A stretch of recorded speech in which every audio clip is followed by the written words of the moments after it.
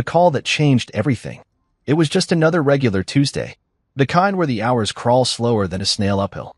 I was in my office, sipping lukewarm coffee that tasted like burnt cardboard. I was glued to a spreadsheet I had already reviewed 3 times. The hum of the ceiling fan above buzzed like a lazy fly, and my inbox blinked with unopened messages I wasn't ready to face. That's when my phone buzzed on the desk. A name popped up that made me blink. Malik. My brother and I weren't exactly the kind who called just to catch up. He lived out in Hawaii, running one of those jaw-droppingly expensive resorts tourists fly thousands of miles to photograph. Our conversations were rare, usually reserved for birthdays and the occasional holiday check-in. So a random call from him in the middle of the day? It wasn't normal. I picked up, already expecting something odd. "Hey, little bro," he said, casual as always. "What's up, Malik?" I leaned back in my chair, waiting. There was a pause. "Quick question. Where's your wife?" I blinked. "She's on a business trip," I answered slowly. "In New York. She left Sunday." "Why?" Another pause, longer this time. "You sure about that?" Something in his voice shifted. No longer casual. "Not joking." "Why do you ask?" I said, my voice tightening. "Because," he sighed, "I'm standing in the lobby of the resort right now. And I swear on Mom's good name, your wife is right in front of me. She just checked in. With another man." The room fell silent. I thought I misheard him. "What?" "She's here," Malik said again, lowering his voice. "Barefoot in a sundress. With a guy who looks like he belongs on a cologne ad. And she just paid for the honeymoon suite using your ATM card." I didn't breathe for a moment. My hand froze on the mouse. The coffee suddenly tasted like sand in my mouth. I stared at the monitor, but the spreadsheet no longer made sense. My ears rang. My jaw clenched. But somehow, I kept my voice steady. "Are you sure it's her?" "Positive," he replied. I waved at her. She waved back. The silence stretched again. I rubbed my temple, trying to push away the pounding headache that had just formed behind my eyes. "All right," I said slowly. "Don't say anything else to her. Don't let her know you told me." "You got it," Malik said. "What do you want me to do?" I didn't answer right away. My heart was racing, but my mind was already shifting into something colder. I stood from my desk and walked to the window, watching the wind rustle the trees outside. My thoughts were a storm. Brielle, my wife of 6 years. I met her at a work seminar back when we were still nobodies. She was electric, sharp, confident, the kind of woman who didn't wait for doors to open. She kicked them down. We got along instantly. I paid for her last semester of grad school when her loan got denied. Supported her while she built her startup from scratch. Celebrated her wins like they were my own. And now, she was thousands of miles away, wrapped around another man on a beach, smiling like none of that mattered. I ended the call with Malik after a few more instructions, and I sat down heavily in my chair. I opened our banking app. The transaction history stared back at me like an accusation. $850, Ocean View room. $170, champagne brunch. $265, luxury couples massage. $320, catamaran sunset cruise. $2,430, total stolen joy. Each charge was a stab to the chest. Paid with my card. For the past few months, I'd felt something was off. She had started canceling date nights. Always tired. Overwhelmed at work. She'd pull away when I reached out. Dodge conversations with vague excuses. I chalked it up to stress. I didn't press. I gave her space. Turns out, I gave her room to cheat. I wanted to scream, but I didn't. I wanted to throw something across the room, but I didn't. Instead, I just sat there. Quiet. Numb. Processing. Because in that moment, I realized something dangerous. I wasn't going to yell. I wasn't going to cry. I was going to get even. I wasn't going to burst into Hawaii demanding answers. I wasn't going to storm into her hotel suite and punch the guy in the face. That's what she'd expect. That's what she'd prepare for. But me? I was going to sit down. Think. Plan. By the time she realized what was happening, she wouldn't even know what hit her. I picked up the phone again. Called Malik back. "Keep watching," I said. "Tell me everything. And send photos if you can without getting caught." He agreed. He always liked a little drama, and for once, we were on the same team. Then I called my assistant and said I wouldn't be in the office the rest of the week. I closed my laptop. I poured a glass of whiskey, sat on the couch, and stared at our wedding photo above the fireplace. I remembered the way she smiled that day, the vows she made, how her voice cracked when she said forever. I should have known then. Some people say forever, but they mean until the next shiny thing comes along. I clinked the glass against my teeth. She thought I was a fool, that I'd never find out. But she forgot who I am. She forgot that I pay attention, that I see patterns, that I built my life on structure and precision. She played a careless game in paradise. And now? Now, I was about to show her that betrayal has consequences. And Hawaii was about to become the last place she'd ever forget. Paradise exposed. The funny thing about betrayal is how it doesn't hit you all at once. It seeps in like cold water under a door, slow at first, then soaking everything before you realize you're standing in a flood. That night, I sat in my living room with the lights off, letting it all soak in.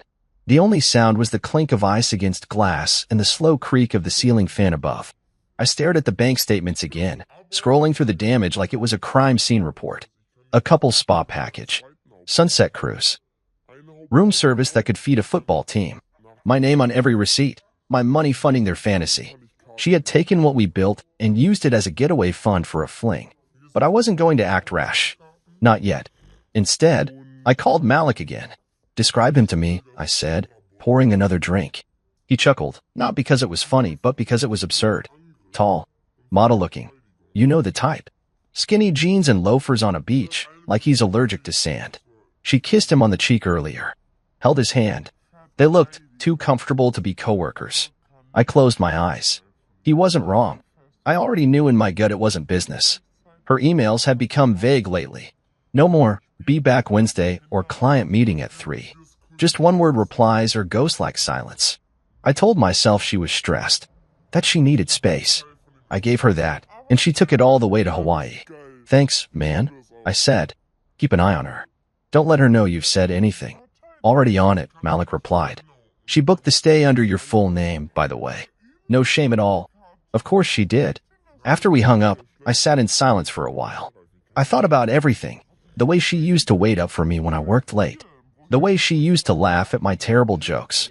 Somewhere along the line, that laughter had faded, and I didn't know when it happened. Or maybe I just didn't want to notice. The idea of confronting her right then burned through my chest like acid. I imagined flying down to Hawaii, bursting into their suite, catching them red-handed. But then I pictured her reaction. She'd probably gasp, cry, beg, deny, maybe even twist the narrative and say I invaded her privacy. Turn it into a story about how I didn't trust her. The victim would become the villain. No, I needed her to be exposed. But not just to me, to everyone. That meant no yelling, no throwing things, no drama, just facts.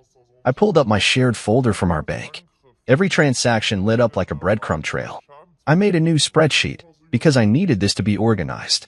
Cold, surgical. I labeled each entry by date, location, description, and amount. It wasn't hard to tell what was hers. She loved extravagant little things. Candlelit dinners, imported wine, spa facials with names that sounded like they belonged in science fiction movies. And the worst part? It was all billed from my side of the account. I felt like a ghost watching my life from outside.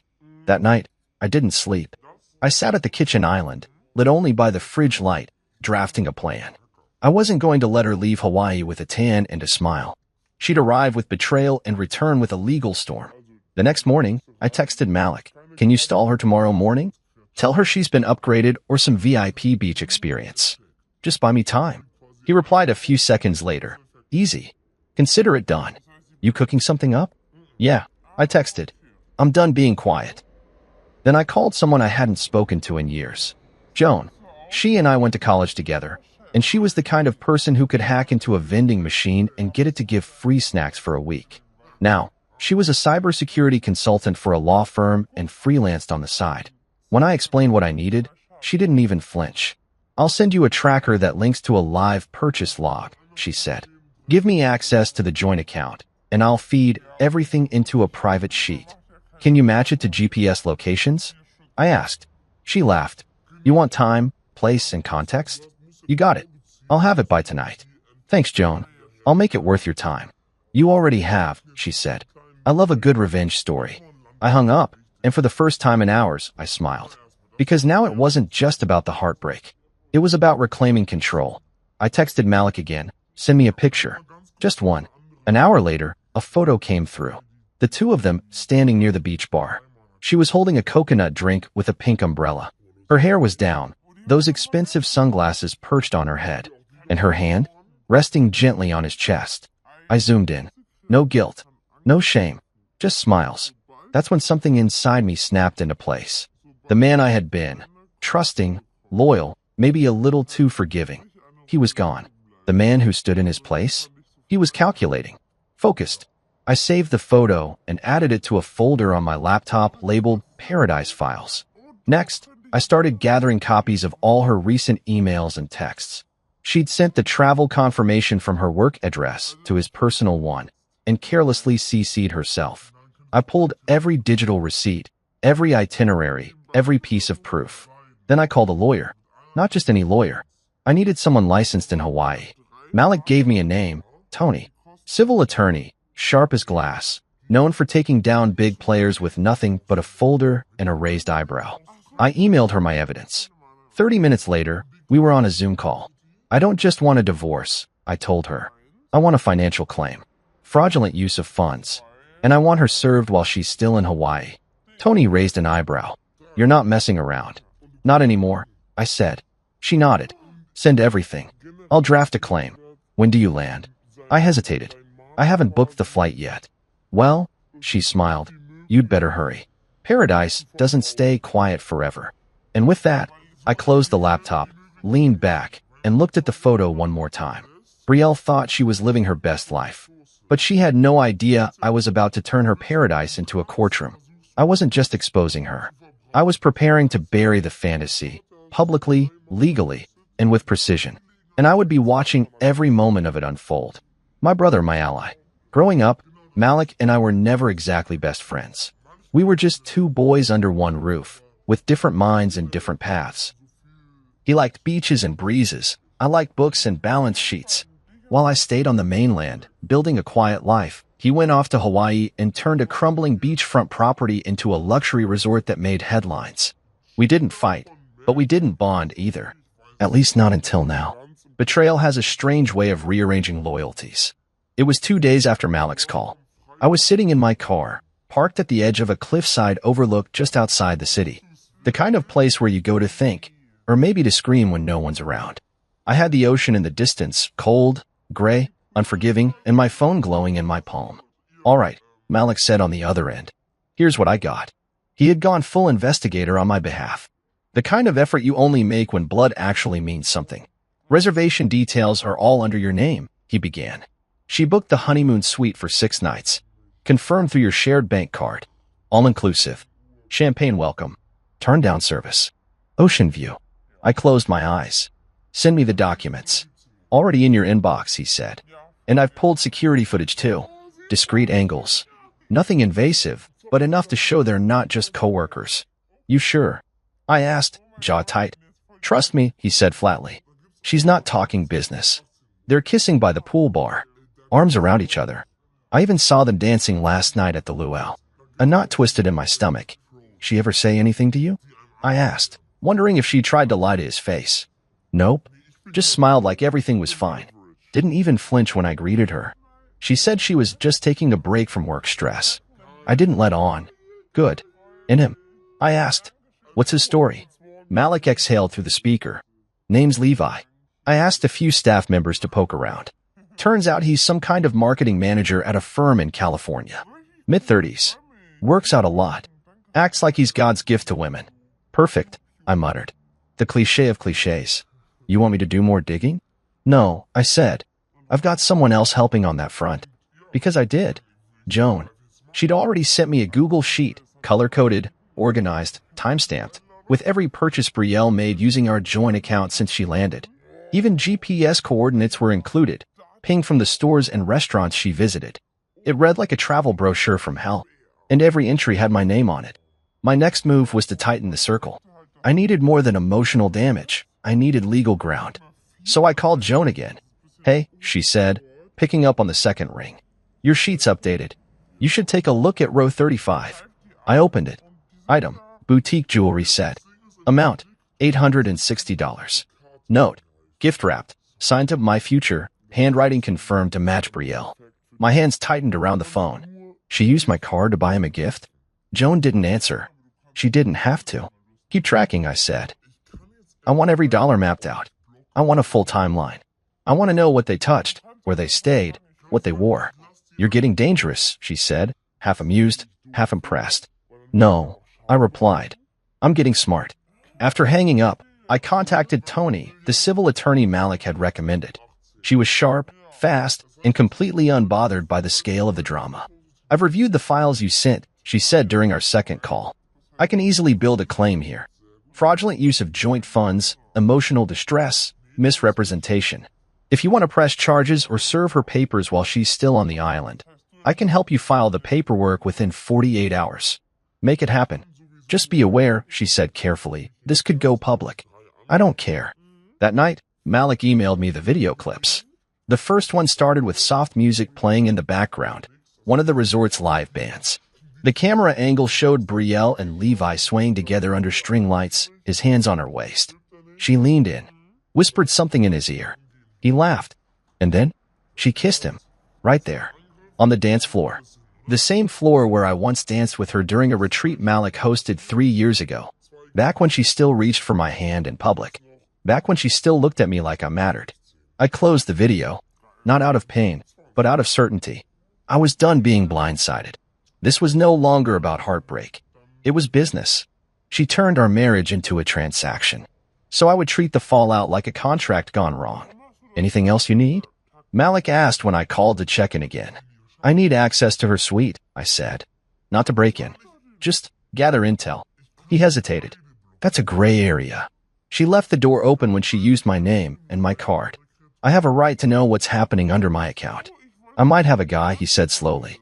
His name's Kai. Been with me 6 years. Discreet. Loyal. I trust him. Send him in. Quietly. Don't take anything. Just eyes. You got it. As the plan started to take shape, I began drafting a master document. I titled it Operation Island Exit. It included bank statements, email screenshots, timeline of lies, photos and videos from Malik, spreadsheet from Joan, drafted legal complaint from Tony. All of it stacked neatly into a folder I kept on an encrypted drive. The evidence was clear. The betrayal was proven. But still, I hadn't called her. She had no idea what was coming. That silence? It was my favorite part. Because there's something powerful about letting someone walk deeper into the fire, believing they're in the sun. They sip champagne, post beach photos, smile in the mirror. And all the while, the ground beneath them is starting to crack. By the end of the week, it wouldn't be a beach beneath her feet. It would be a courtroom. The setup. There's something deeply satisfying about watching a liar smile while walking straight into a trap. And in this case, the trap came with ocean views and complimentary mimosas. I landed in Honolulu just before noon on a Friday, stepping off the plane with a single carry-on, dark sunglasses, and a name that wasn't mine. I booked my hotel under an alias, Mr. Hayes, a name I used once for an old fantasy football league. It felt ironic now. That identity, unlike my marriage, was still intact. I didn't stay at Malik's resort. That would have been reckless. Instead, I checked into a boutique hotel just a few blocks away, one of those eco-luxury places where no one asks questions as long as you tip well and look tired. I kept to myself. No loud calls.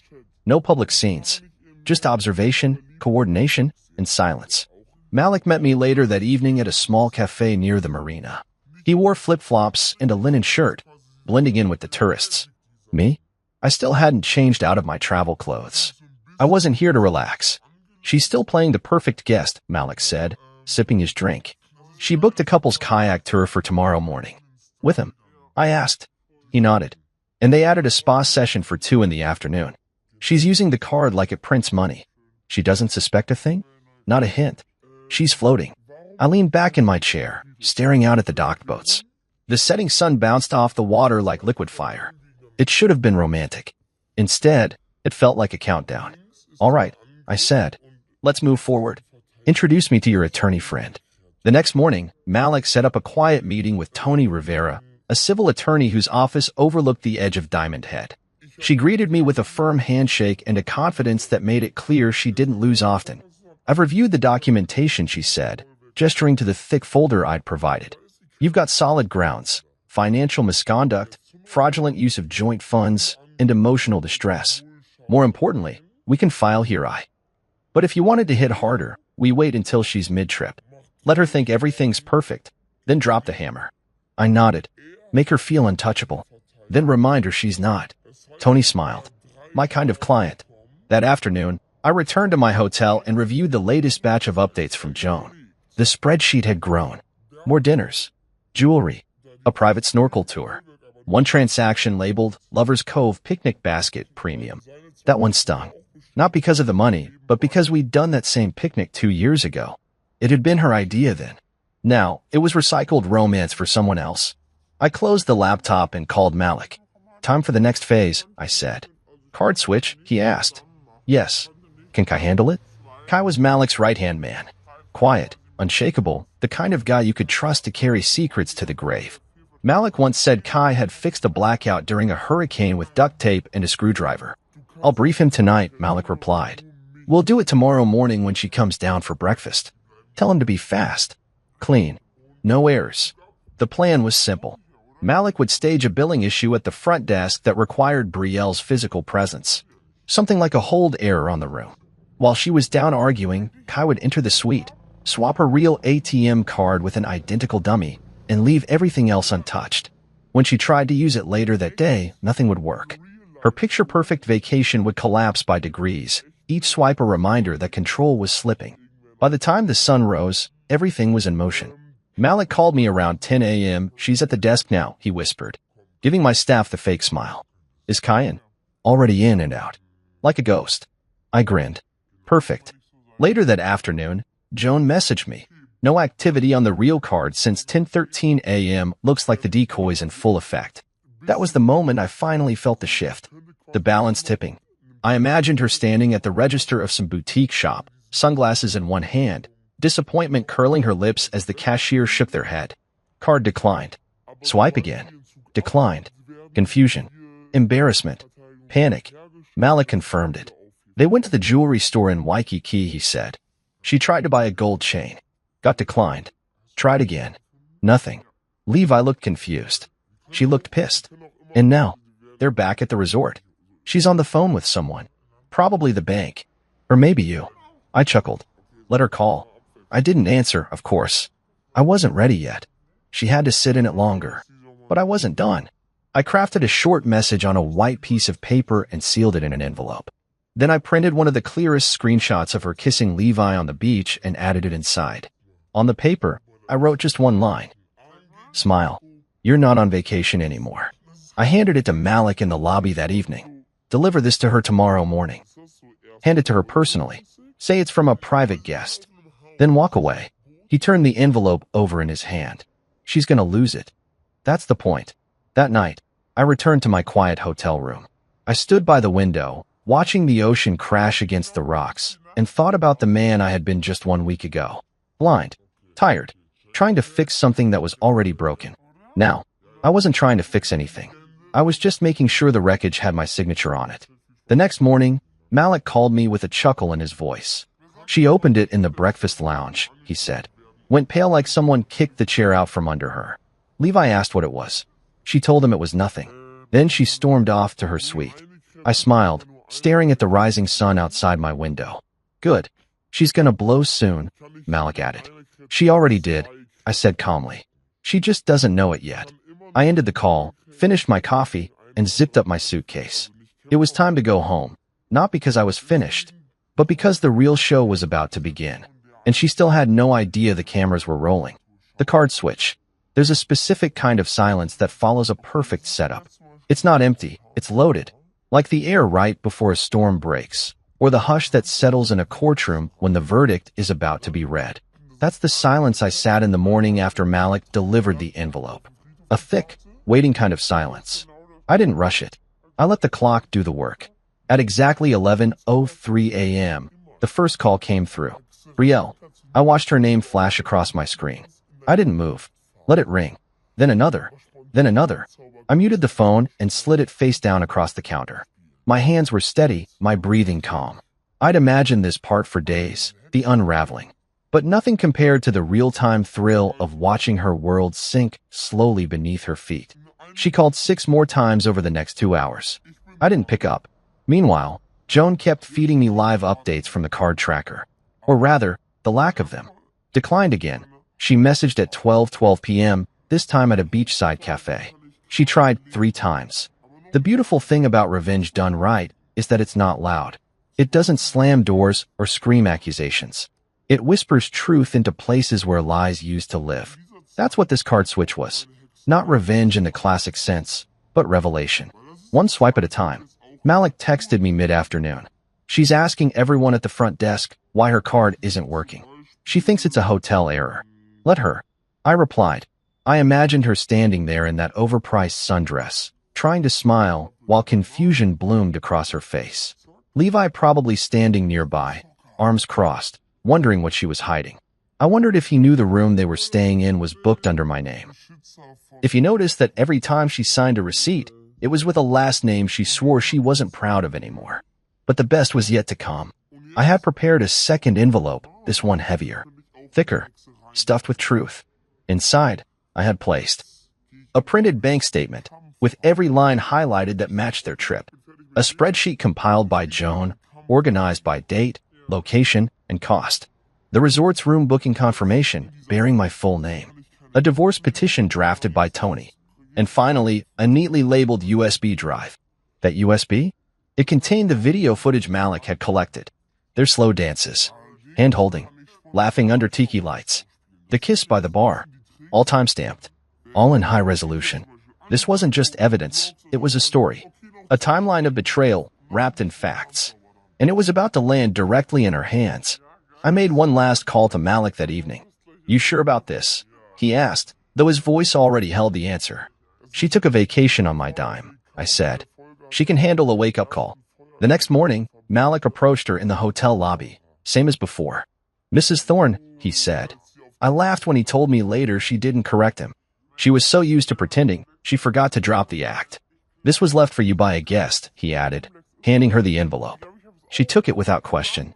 20 minutes later, my phone buzzed again. Unknown number this time.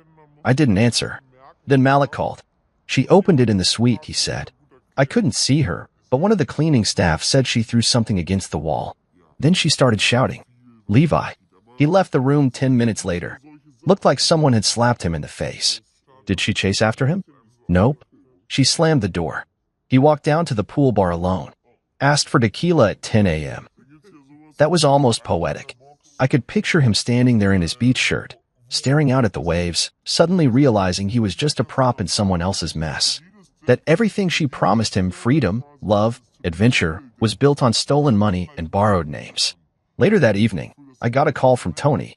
She's officially been served, she said. Divorce petition, financial claim, and all supporting evidence. We have documentation of receipt. She knows she's been caught. And the lawsuit? Filed. We'll follow up once she returns to the mainland. But based on the footage and your bank records, the case is solid. I thanked her and hung up. That night, I didn't celebrate. I didn't toast a victory or call friends to brag. I just stood on the balcony of my hotel room, watching the tide roll in, listening to the soft hush of the waves meeting sand. I thought about everything. 6 years of marriage. Countless sacrifices. Quiet nights where I stayed up late finishing her pitch decks. The way she used to rest her head on my shoulder when she couldn't sleep. The little things that build a life. And how, one by one, she tore them down for a man who couldn't even pay for his own cocktails. Somewhere down there, in another hotel suite, she was pacing, panicking, scrambling to call banks, lawyers, anyone who would listen. But the truth? No one could help her now. She betrayed the one person who actually would have stood by her. She mistook kindness for weakness. And when she decided to treat our marriage like a game, she forgot one important thing. I never lose when I know the rules. And now? I was the one writing them. By the next morning, she had checked out. Malik texted me. She left in a rush. Didn't speak to anyone. Levi's gone too. Good, I replied. I boarded my return flight that afternoon. No first class. No upgrades. I didn't need luxury. I had peace. And sometimes, that's more valuable than anything money can buy. I sat by the window, watching the clouds shift outside, feeling lighter than I had in months. There were still battles ahead, court dates, settlements, a property division. But the hardest part was over. She'd seen the truth. She'd tasted what it felt like to be powerless. And she'd know, forever, that the man she tried to deceive wasn't the fool she thought he was. He was the one with the final move. The panic call. It was 5:41 a.m. when my phone rang again. I had just returned home the night before, dropped my bag by the door, and walked straight to the shower without turning on a single light. I needed to rinse off Hawaii. Rinse off the smell of betrayal, the lingering sin of ocean wind and lies. I hadn't even unpacked. The suitcase set untouched by the bedroom wall, and my phone, on silent, buzzed to life on the nightstand. The screen lit up. Brielle. I let it ring. Then again. And again. She called 9 times in less than 20 minutes before I finally picked up. I didn't say a word at first. I just let the weight of the silence reach her through the line. "Hello," she said, voice small. I stayed quiet. "Where are you?" she asked, sounding like she hadn't slept. I finally spoke, my voice calm, even. "Back home." There was a pause on her end. I could hear background noise, doors closing, maybe footsteps. She was probably pacing. You're home," she repeated. "Why? What's going on?" I could almost hear her trying to piece it together, but nothing she'd prepared would have fit what she was walking into. "Why is my card not working?" she demanded, her voice rising with desperation. "Why did it get declined at every store yesterday? I called the bank, and they said there was a freeze on it. Did you do something? Did I do something?" I repeated slowly. "That's Rich. Listen," she began quickly, "this whole thing. I know how it looks, but it's not." "Don't," I interrupted. She went quiet. I stood at the window of my house, looking out at the neighborhood just beginning to stir.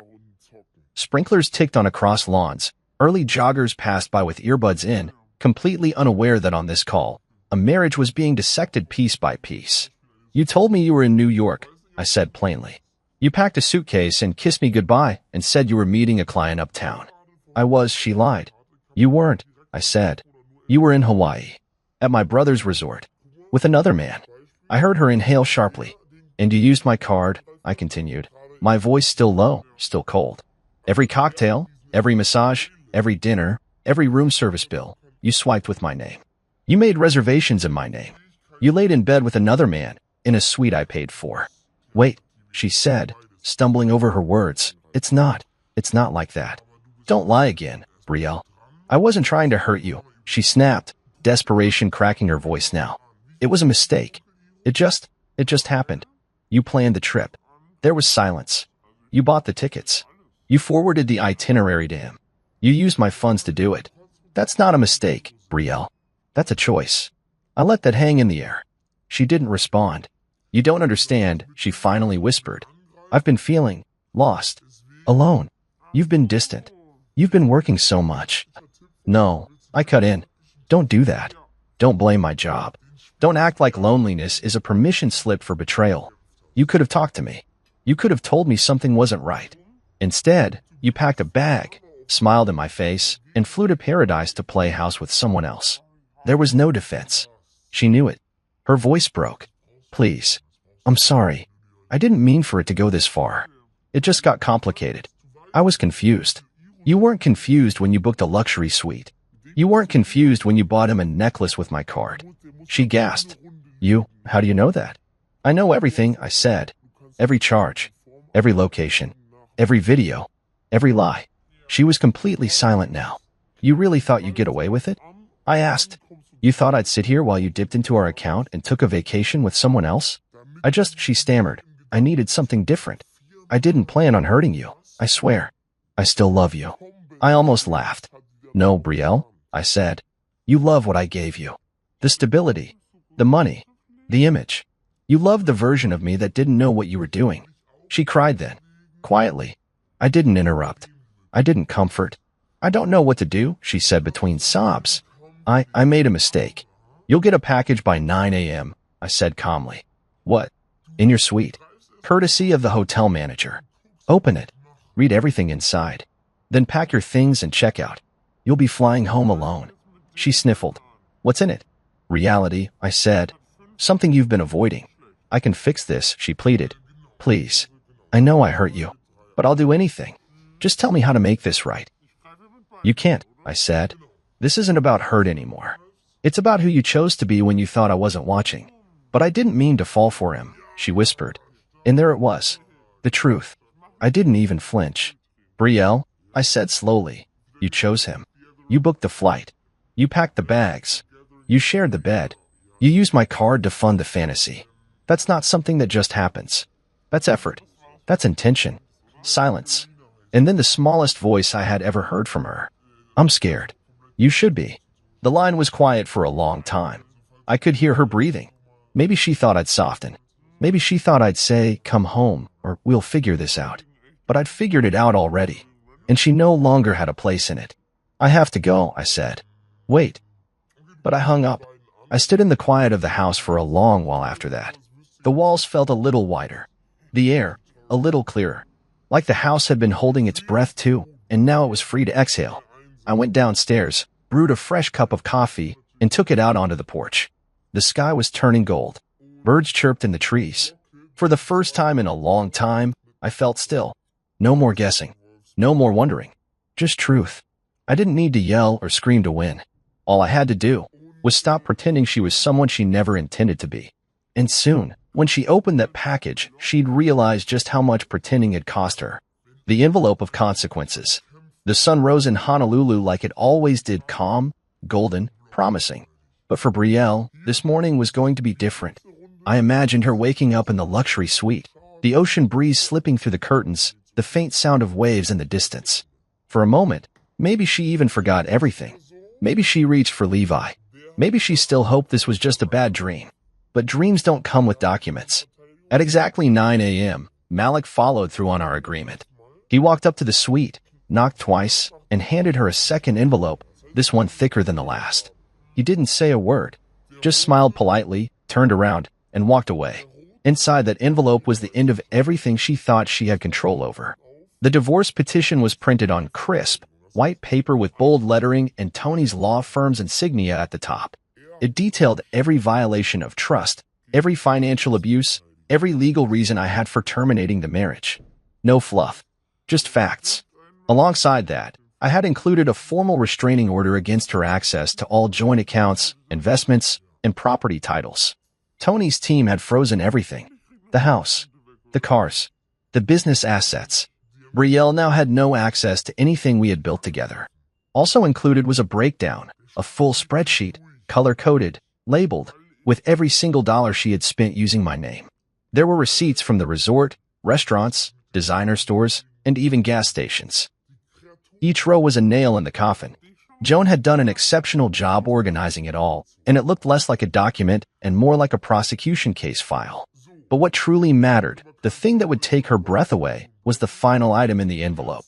A small black USB drive, neatly labeled. Inside that USB was the footage. For separate clips, each captured with date and timestamps from Malik's security system. There was no ambiguity, no grainy, low-resolution blur to dispute.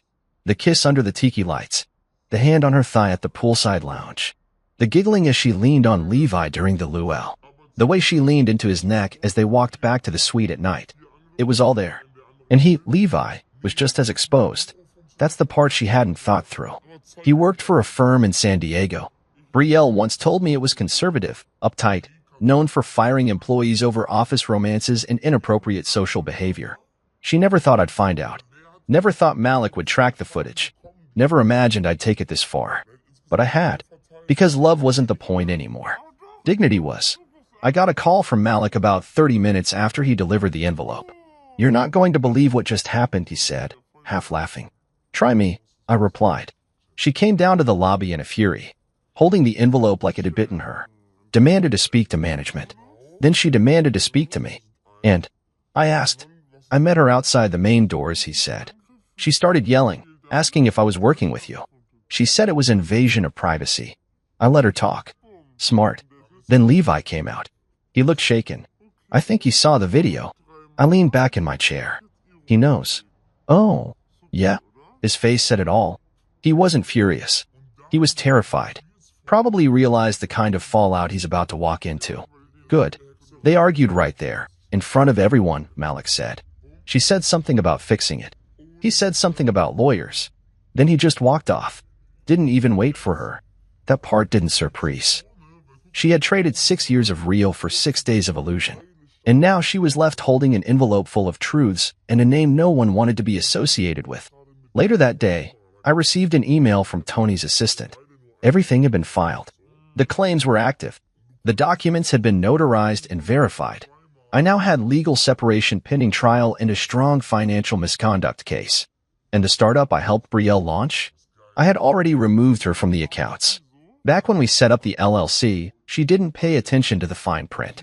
I had retained majority control with 60% equity, standard protection in case she ever wanted to sell early. I never thought I'd use it this way, but now it felt like insurance. I sent a notice of removal to her business email that evening. Effective immediately, she was out. No longer CEO, no longer partner, no longer tied to anything I built. The final blow came when Malik told me Levi's company had received a forwarded copy of the video. Not by me, of course not, but someone anonymous, someone who simply labeled the email, thought your HR department might want to see this. I didn't have to ask who sent it. Joan. She always did have a flair for timing. By that night, the fallout was in full swing. I stayed up reading a book I'd been trying to finish for months. Something about quiet resilience and rebuilding after a storm. Funny how I understood it better now. My phone buzzed once more. A text from an unknown number. Please. Can we talk? Just once. Please. I didn't respond. Because what was there left to say? She had poured gasoline on our life and lit the match, thinking I wouldn't notice the smoke. But now, she was choking on the fumes. She had lied to my face, spent my money, kissed another man under my brother's roof, and thought all she had to do was cry her way out of it. Not this time. I walked out onto the balcony, breathing in the cool night air, letting it settle in my lungs. There was no need for revenge anymore. I'd already won. Not through rage. Not through violence. Through evidence. Through calm. Through the truth. Let people call me cold. Let them say I overreacted. Because in the end, she tried to write me out of the story we built together. But I held the pen, and she just got edited out, grounded and exposed. When I stepped off the plane back home, I didn't feel victorious. I didn't feel angry either. What I felt, oddly enough, was quiet. A kind of stillness that settled in my chest like dust after a storm. I wasn't coming home from a war. I was coming home from a revelation. And the man who had left just a week ago wasn't the same man walking into this house now. I took my time walking through the front door. Everything was exactly as I left it. The shoes neatly by the door. The vase with dried lavender still sitting untouched on the dining table. But the energy had changed. It was no longer our house. It was mine. Completely, irrevocably mine. Before I even unpacked, I did what needed to be done. First, I changed the locks. A locksmith came within the hour. I didn't explain why. I didn't need to. The man simply did the job, took the payment, and nodded before leaving me standing with a brand new set of keys and a fresh bolt on the past. Next, I contacted my bank and finalized the financial separation. Our joint accounts were already frozen, thanks to Tony, but now I made it permanent. No more access. No more loopholes. Every dime was accounted for, every transaction traced. I wasn't just protecting myself, I was securing peace. Then I cleared the house. Not of furniture or memories, just of her. Everything that belonged to Brielle, her clothes, shoes, makeup, books, favorite mugs, even her yoga mat, I boxed up and stored in the garage. I didn't throw anything out. That would have been too easy. Instead, I put it all neatly into labeled bins, and I left a simple note on top. Collected. Categorized. Claimed. You can coordinate pickup through your attorney. I didn't need her setting foot back inside. She had already stomped enough mud through the floorboards of my trust. 3 days later, the doorbell rang. It was a courier with a stack of papers, signed responses from her legal team. She wasn't fighting the divorce. Not directly. Not yet. But the tone of the reply was careful, curated, designed to slow things down. Too late for that. The next morning, she flew back. Alone. Malik had texted me the moment she checked out. She's leaving today. First class. No Levi. I didn't respond. I didn't need to. But I knew the storm was about to move from Hawaii to here. Sure enough, by mid-afternoon, there she was, standing at the front door like someone who forgot they no longer lived here. She had sunglasses on, her hair pulled back in a tight ponytail, and that same duffel bag she'd taken to Hawaii slung over her shoulder like nothing had changed. She rang the bell twice. I watched her from the upstairs hallway monitor. I didn't rush. I let her stand there. Let her feel the weight of waiting. Then I pressed the intercom button. Brielle. She looked around, confused. Can you open the door? This property is no longer shared, I said evenly. You'll receive further instructions through your attorney. Her face changed immediately. Wait, what? Are you serious right now? I flew back to fix this. You flew back alone, I said. That was your first clue. She stepped closer to the door. Please, just let me in. We can talk. There's nothing to talk about. Come on, you don't mean that. You said you needed space. You took it. In Hawaii. With another man. That was a mistake. No, I interrupted. It was a pattern. I paused. You broke this, Brielle. Not just once. Not just with one kiss. You made a decision every single day of that trip. And now, you're facing the cost. She was visibly shaking. People make mistakes. People do, I agreed. But not everyone betrays the person who gave them everything. The silence that followed was heavy. Then her voice cracked. The neighbors are staring. I looked down from the window. Sure enough, across the street, old Mrs. Callahan had paused mid-sprinkler. A man jogging with his dog slowed to glance over. Even the mailman took a second look before heading back to his van. I'm not the one who should be embarrassed, I said. You made this public the moment you tried to hide it. Her lips trembled. You really hate me now, don't you? No, I replied. Hate takes too much energy. And I'm done giving you mine. I ended the intercom call. She stood there for another 30 seconds. Then she walked to the curb, where her Uber was still waiting, and climbed in without looking back. That evening, her parents called. I debated whether to answer. But curiosity got the better of me. Hello, I said. There was a moment of hesitation. Hi, her mother said, her voice tightly wound. We heard about everything. We just wanted to hear your side. You want my side? Yes, her father added. Brielle's upset. She says it wasn't what it looked like. It never is, I said. Well? She went to Hawaii with another man. She used my bank card. She booked the suite under my name. She lied to all of us. If you're looking for someone to feel sorry for, I'm not him. There was a long silence. I'm sorry, her mother said finally. We didn't know. No, I replied. You just didn't ask. I hung up. I didn't owe them closure. Not when they'd spent 6 years turning a blind eye to the cracks she caused and calling them character. That night, I sat on the back patio with a glass of water and watched the sky turn orange. The same sky we used to sit under together, laughing at silly TV shows and dreaming about our future. Now, I sat under it alone, and for the first time, it didn't feel empty. It felt earned. The house was no longer filled with tension. No walking on eggshells. No late-night text I wasn't supposed to see. No phone calls that ended the second I stepped into the room. Just silence. And silence, when it's finally honest, is the loudest kind of peace. I walked back inside, past the row of labeled boxes in the garage, and shut the door behind me. She had returned home thinking she could fix it with words. But some bridges burned so clean, there's nothing left to walk across. The final confrontation. A month later, I stood in the hallway outside courtroom 4B, dressed in a charcoal gray suit, holding nothing but a leather folder and calm resolve. The hallway buzzed quietly, shuffling feet, muffled conversations, the occasional call for silence. But all of it faded to a dull murmur as I stood by the bench, waiting for her. Brielle arrived 5 minutes late. She looked nothing like the woman who had stepped onto a Hawaiian beach in a sundress and sunglasses. Today, she wore a navy skirt suit, her hair pulled tight into a bun, as heavy with something between regret and stubbornness. Beside her was a sharp-looking attorney with an expensive briefcase and the kind of practiced smirk that only existed in courtrooms and overpriced divorce settlements. She didn't make eye contact. I didn't care. My attorney, Tony, stood beside me with quiet confidence, flipping through documents like she already knew how this would end. When the clerk called our case, we entered the courtroom and sat across from each other at 2 separate tables. The judge was a middle-aged woman with a steel gaze and a reputation for disliking unnecessary drama. Exactly who I'd hoped for. Tony opened with a calm summary of the case: financial misconduct, betrayal of marital trust, fraudulent use of shared assets. She spoke clearly, backed by dates, receipts, bank statements, and video footage we'd submitted into sealed evidence. Brielle's lawyer tried to counter with emotional appeals. Your Honor, he said, my client acknowledges that mistakes were made. But this was not a calculated attempt to harm her husband.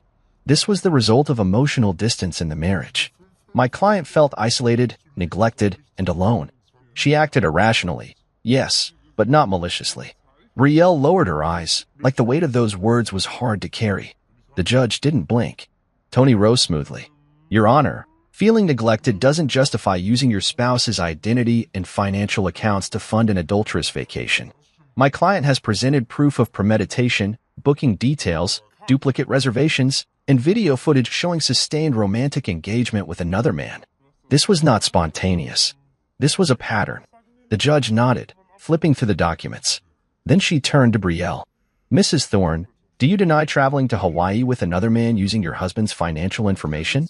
Brielle looked up, her voice barely audible. No, Your Honor.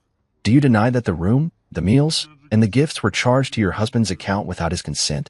Again, no, Your Honor. Do you deny that during this trip, you portrayed yourself as unmarried on official travel documents submitted to the resort and tour companies? Her attorney tried to speak, but the judge raised a hand. I'd like to hear it from her. Brielle hesitated, then shook her head. I don't deny it. The judge nodded and leaned back in her chair. Thank you. Tony stood again and handed over the final exhibit, my written statement. The judge read it silently for a moment before placing it aside. Then it was my turn. Would you like to say anything? The judge asked. I stood, buttoned my jacket, and walked slowly to the witness platform. I didn't look at Brielle. Not once. My eyes stayed forward, my voice even. I was married for 6 years to a woman I thought I knew. I supported her through grad school, paid off her debts, helped launch her business. I built our life carefully, brick by brick. And one day, without warning, she took a sledgehammer to all of it and smiled like it was self-care. A few people in the gallery shifted. I continued. She planned a trip with another man. She lied to my face. She used our joint funds, my money, to finance a vacation she called a business trip. She bought jewelry for someone else while pretending to be someone else. She committed financial betrayal and emotional abandonment, all in one act. I paused. And when she got caught, she didn't apologize. She didn't come home and confess. She panicked because the fantasy fell apart. I finally turned my head slightly, just enough to glance at her. You had 6 years to make things work, I said softly. You chose a 5-day trip over a lifetime. I stepped back, nodded to the judge, and returned to my seat. The room was still.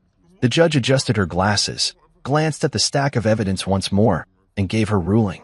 The court finds the evidence overwhelmingly in favor of the petitioner, she said firmly. The divorce is granted effective immediately. The house, bank assets, and startup business will be awarded to the petitioner in full. Additionally, the respondent will be required to repay $7,200 in misused funds, as documented. Brielle's lawyer tried to argue for reduced repayment. The judge cut him off. This is not a trial for emotional debate. The law is clear. Fraud has consequences. Brielle's shoulders sagged. She didn't speak. Outside the courtroom, I waited for a moment near the elevators. Not for her, but because Tony had stepped into the hall to take a call, and I needed to sign one last form. Brielle eventually approached. Alone. I glanced at her. She looked tired. Not the tired of missing sleep, but the tired that comes from carrying a story that finally collapsed. Can I say something? She asked. You just did. In court. She frowned. I didn't mean for any of this to happen. I turned toward her fully. That's the problem, I said. You never meant for anything. You just let things happen, until you couldn't hide them anymore. I was confused, she said weakly. No, you were dishonest. I thought maybe after some time. There's no after, Brielle. She looked down, as if expecting that. Her voice was small again. Did you ever love me? I didn't flinch. I did. Completely. And you turned it into paperwork. Her eyes welled up, but I didn't comfort her. That time was gone.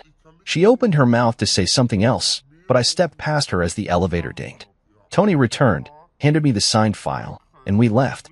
I didn't look back. That evening, I opened a bottle of wine and stood on my balcony again. The wind had picked up. The air had shifted. Somewhere down the road, Brielle would tell her version of the story. Maybe to friends. Maybe to someone new. Maybe even to herself. But I didn't care anymore. Because the story that mattered, the one with the truth, the proof, and the clean break, was finished. I had walked into court with facts and walked out with freedom. No screaming. No slamming doors. No dramatic exits. Just the quiet sound of closure.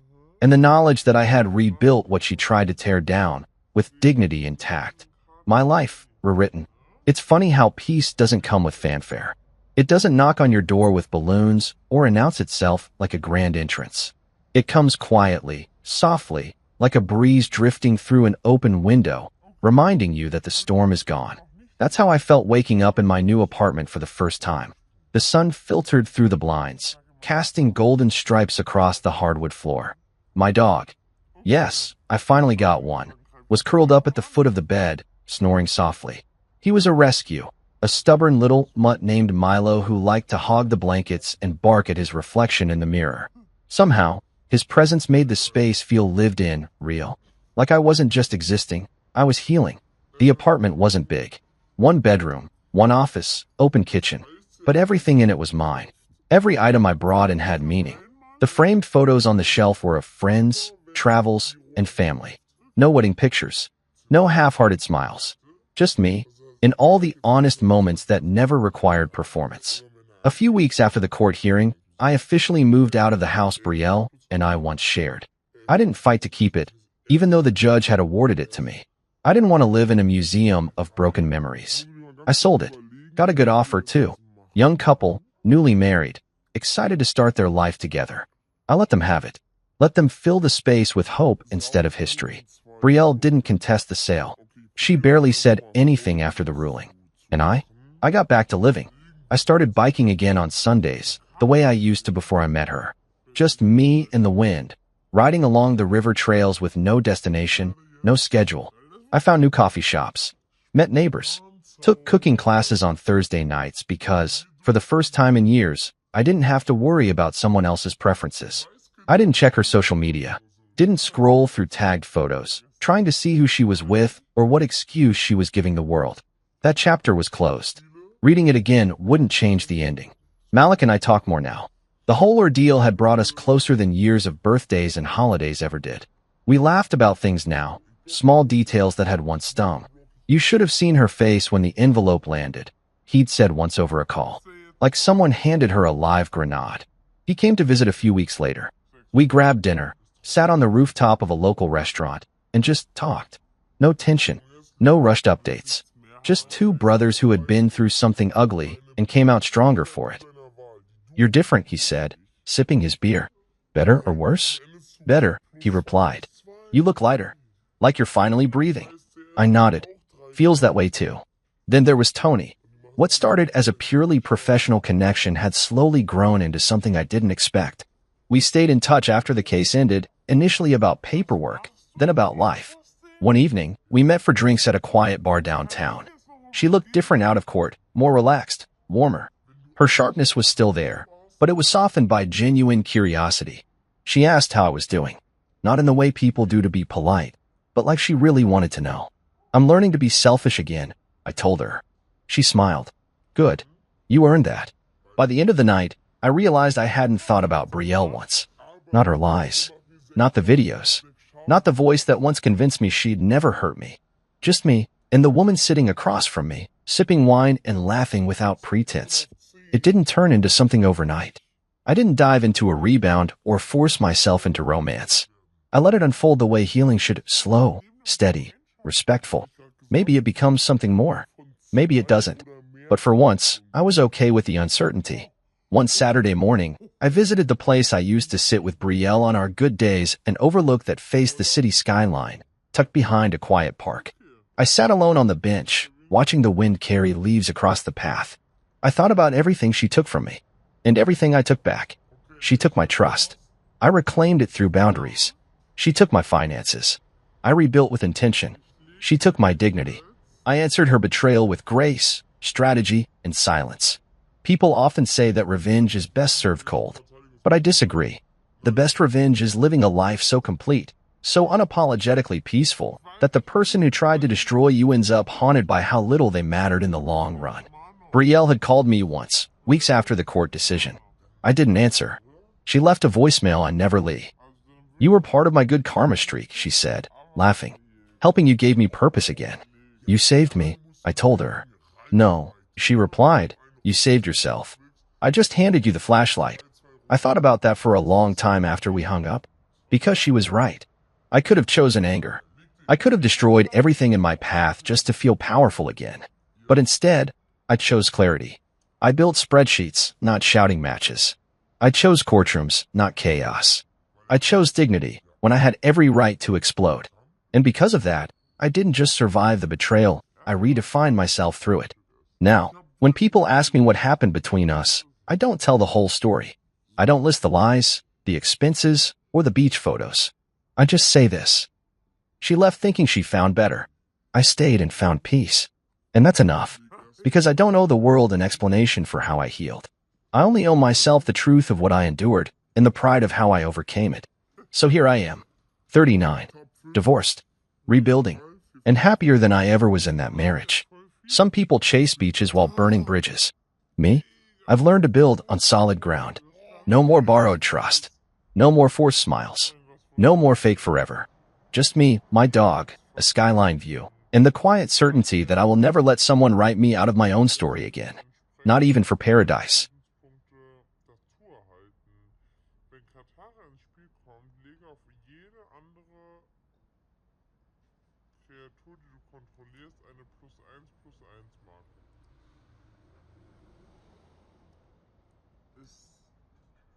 Und sie hat 2 von 3. Ist auch krass.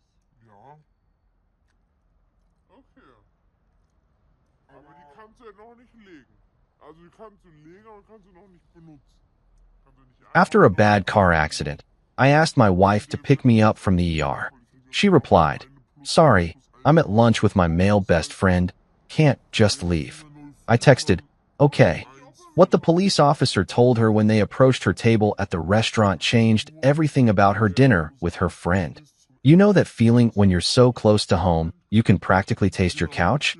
That's exactly where I was at 11:47 p.m. on a Tuesday that started like any other crappy day in paradise. 14 hours of dealing with overdoses, heart attacks, and one particularly memorable case involving a guy who somehow got his head stuck in a mailbox. Don't ask me how, because even after 12 years as a paramedic, I'm still trying to figure that one out. The rain was coming down like God had a personal vendetta against anyone trying to get home safely. My windshield wipers were doing their best impression of an asthmatic trying to run a marathon, and I was squinting through the streaks thinking about nothing more complicated than a cold beer and maybe catching the tail end of whatever garbage was on late-night TV. Simple pleasures, you know? The kind of stuff you take for granted until life decides to play a little game I like to call, "Let's see how fast we can screw up Marcus's evening." I was maybe 3 blocks from my apartment, close enough that I was already mentally rehearsing my "honey, I'm home" routine for Camille. Though let's be honest, she was probably already asleep with her fancy silk eye mask and those ridiculous earplugs she insisted on wearing because apparently the world was too loud for her delicate sensibilities. But hey, that's marriage, right? You love someone despite their quirks, even when those quirks include treating sleep like it's some kind of sacred ritual that requires more preparation than a NASA launch. The intersection of 5th and Marshall was coming up. You know, that sketchy one where half the streetlights are always busted and the other half flicker like they're auditioning for a horror movie. I slowed down because, call it professional paranoia, but when you've scraped enough people off the pavement, you tend to drive like your grandmother on a Sunday afternoon. The light was green, had been green for a good 10 seconds, so I started rolling through, already thinking about how I was going to explain to Camille why I was late again. That's when I heard it. The sound that every paramedic knows but never wants to hear when they're not on the job. The angry roar of an engine pushed way past its limits, tires screaming against wet asphalt like banshees with a noise complaint. I had maybe half a second to think, oh, this is gonna suck, before the world went completely sideways. The souped-up Honda Civic, and yes, I caught the make and model even as it was busy rearranging my life, came flying through that red light like it was more of a suggestion than an actual traffic law. The kid behind the wheel couldn't have been more than 20, probably hopped up on energy drinks, and that special kind of stupidity that makes you think you're invincible right up until physics decides to teach you otherwise. Impact. That's all I remember for a split second. Pure, concentrated impact that felt like getting hit by a freight train made of spite and poor life choices. My driver's side door caved in like it was made of tinfoil, and suddenly I was intimately acquainted with parts of my car that were never meant to be interior features. Glass exploded everywhere, tiny diamonds of pain that sparkled in the streetlight before gravity pulled them down like the world's most painful snow. The screaming started immediately. Mine, his, and about 3 different car alarms that decided this was the perfect time to remind everyone that they existed.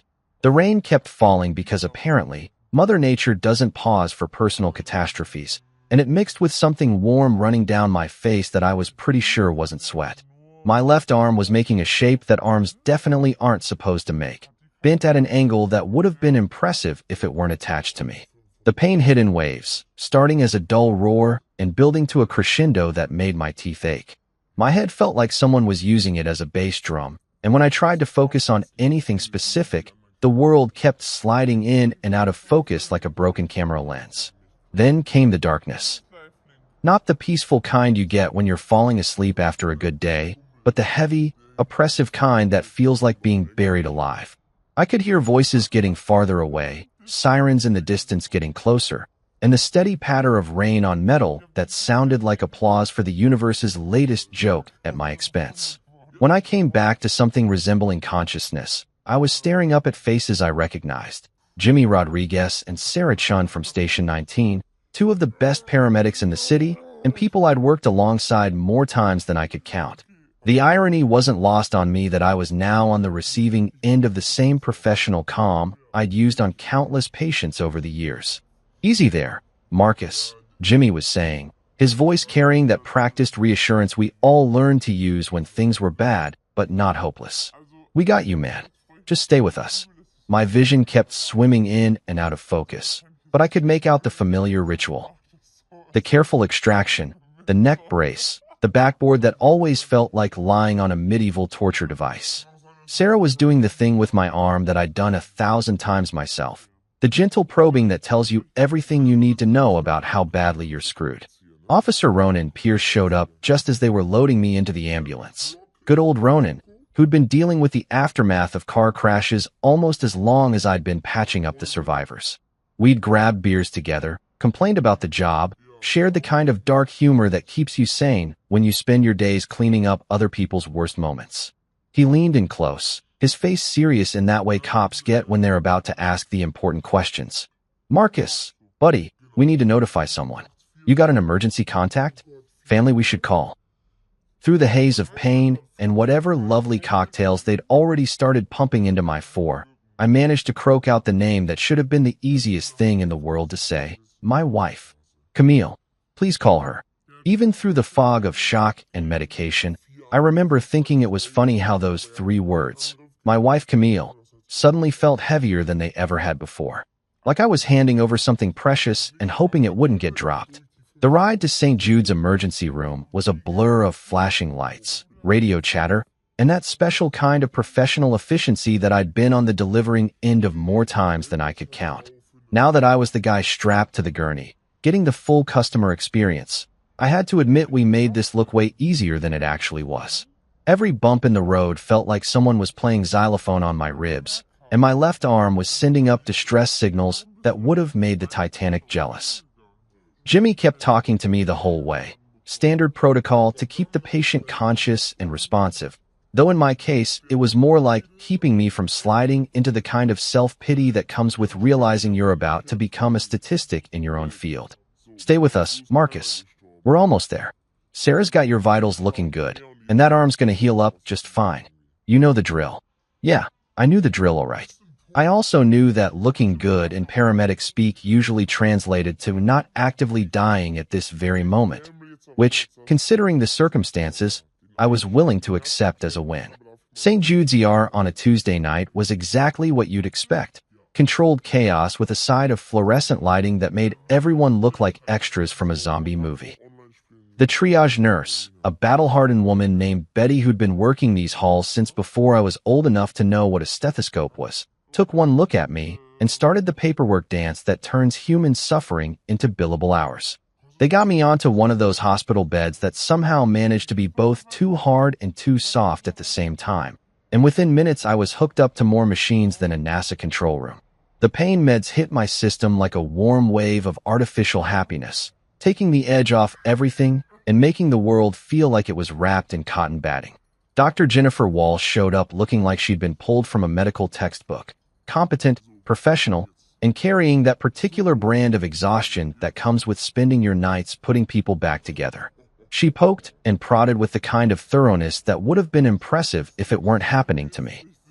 "Well, Marcus," she said, consulting her clipboard with the satisfied air of someone who just solved a particularly interesting puzzle. "You've got yourself a nice clean break in your left radius. Should heal up just fine with a cast and some patience.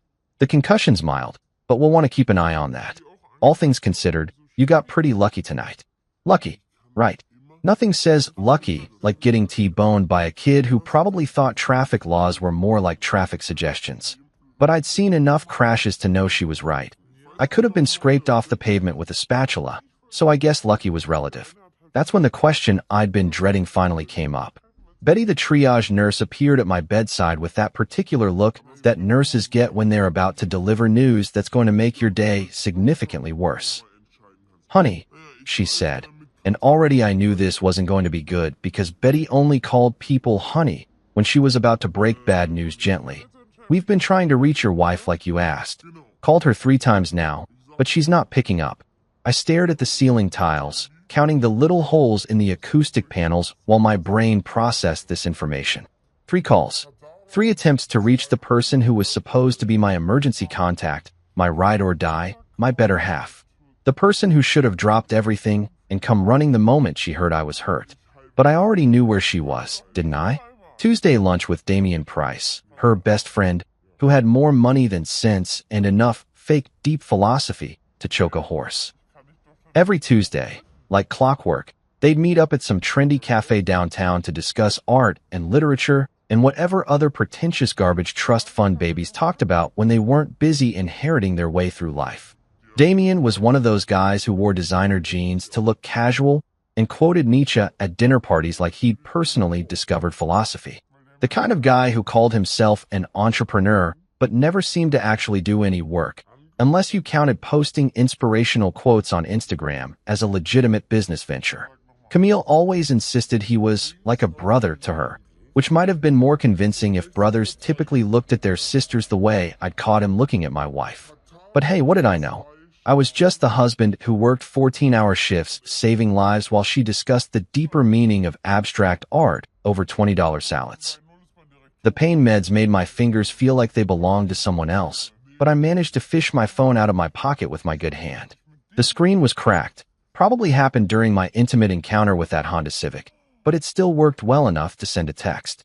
I typed slowly, each letter a small victory against the fog in my brain. Car accident. I'm at St. Jude's ER. Broken arm. Can you pick me up? I hit send and waited. The little delivered notification popped up immediately, so I knew the message went through.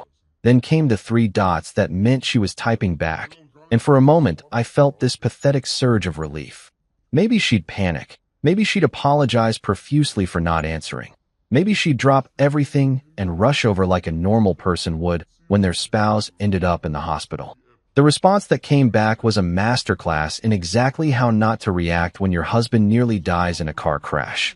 Ugh, Marcus, that sucks. But I'm at lunch with Damian. It's important. Can you get a cab? Let me know how it goes. I read it once. Then again. Then a third time because surely I was misunderstanding something. Maybe the concussion was affecting my reading comprehension. Maybe the pain meds were making me see things that weren't there. But no, there it was in black and white on my cracked phone screen. Her husband was in the emergency room, and her primary concern was that it might inconvenience her very important lunch date with her very important friend who wore scarves in July and thought having opinions about wine made him interesting. Ugh, Marcus, that sucks. Like I told her I was stuck in traffic or ran out of milk. Can you get a cab? Because nothing says loving spouse support quite like suggesting your injured husband take public transportation home from the hospital. The really beautiful part was, let me know how it goes. As if my medical emergency was some kind of minor inconvenience that she'd check in on later when it was more convenient for her social calendar. I stared at that message for what felt like hours, but was probably only a few minutes, feeling something shift inside my chest that had nothing to do with the accident. It was like watching a house of cards collapse in slow motion. Except the house was my marriage, and the cards were all the little compromises and excuses I'd made over the years. Betty came back to check on me.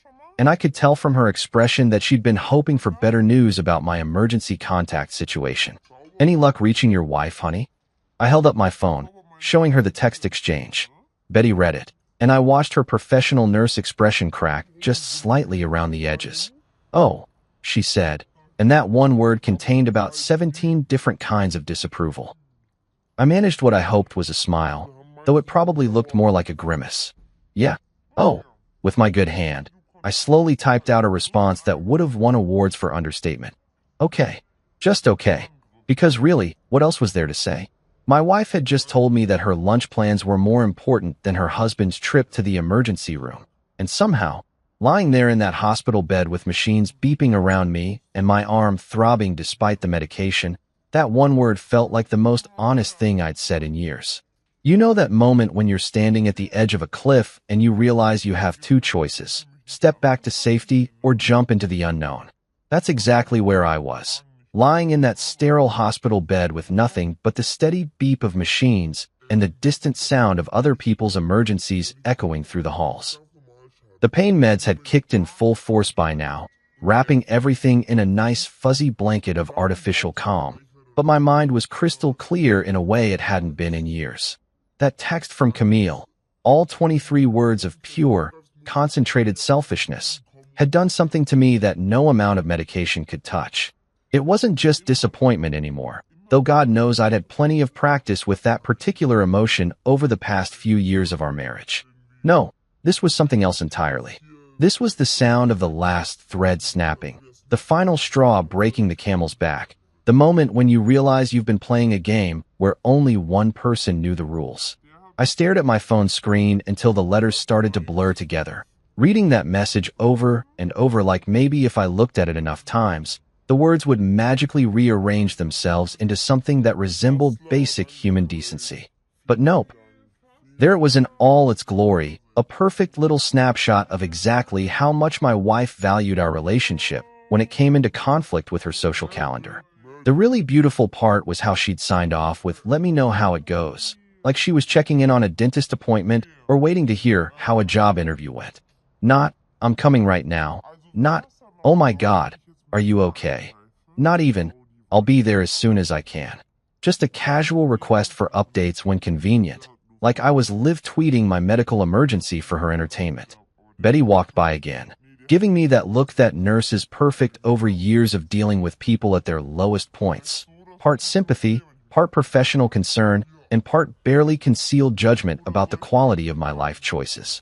I caught her eye and tried for a smile that probably came out looking more like a grimace. "You hanging in there, honey?" she asked, and I could tell she was thinking about that text exchange she'd witnessed earlier. "Oh, I'm just peachy," I managed, which was about as much sarcasm as I could muster through the pharmaceutical haze. "Living the dream over here." She patted my good arm with the kind of gentle firmness that only comes from years of dealing with people who are having the worst day of their lives. "You need anything? Someone else we can call maybe." That's when the idea hit me.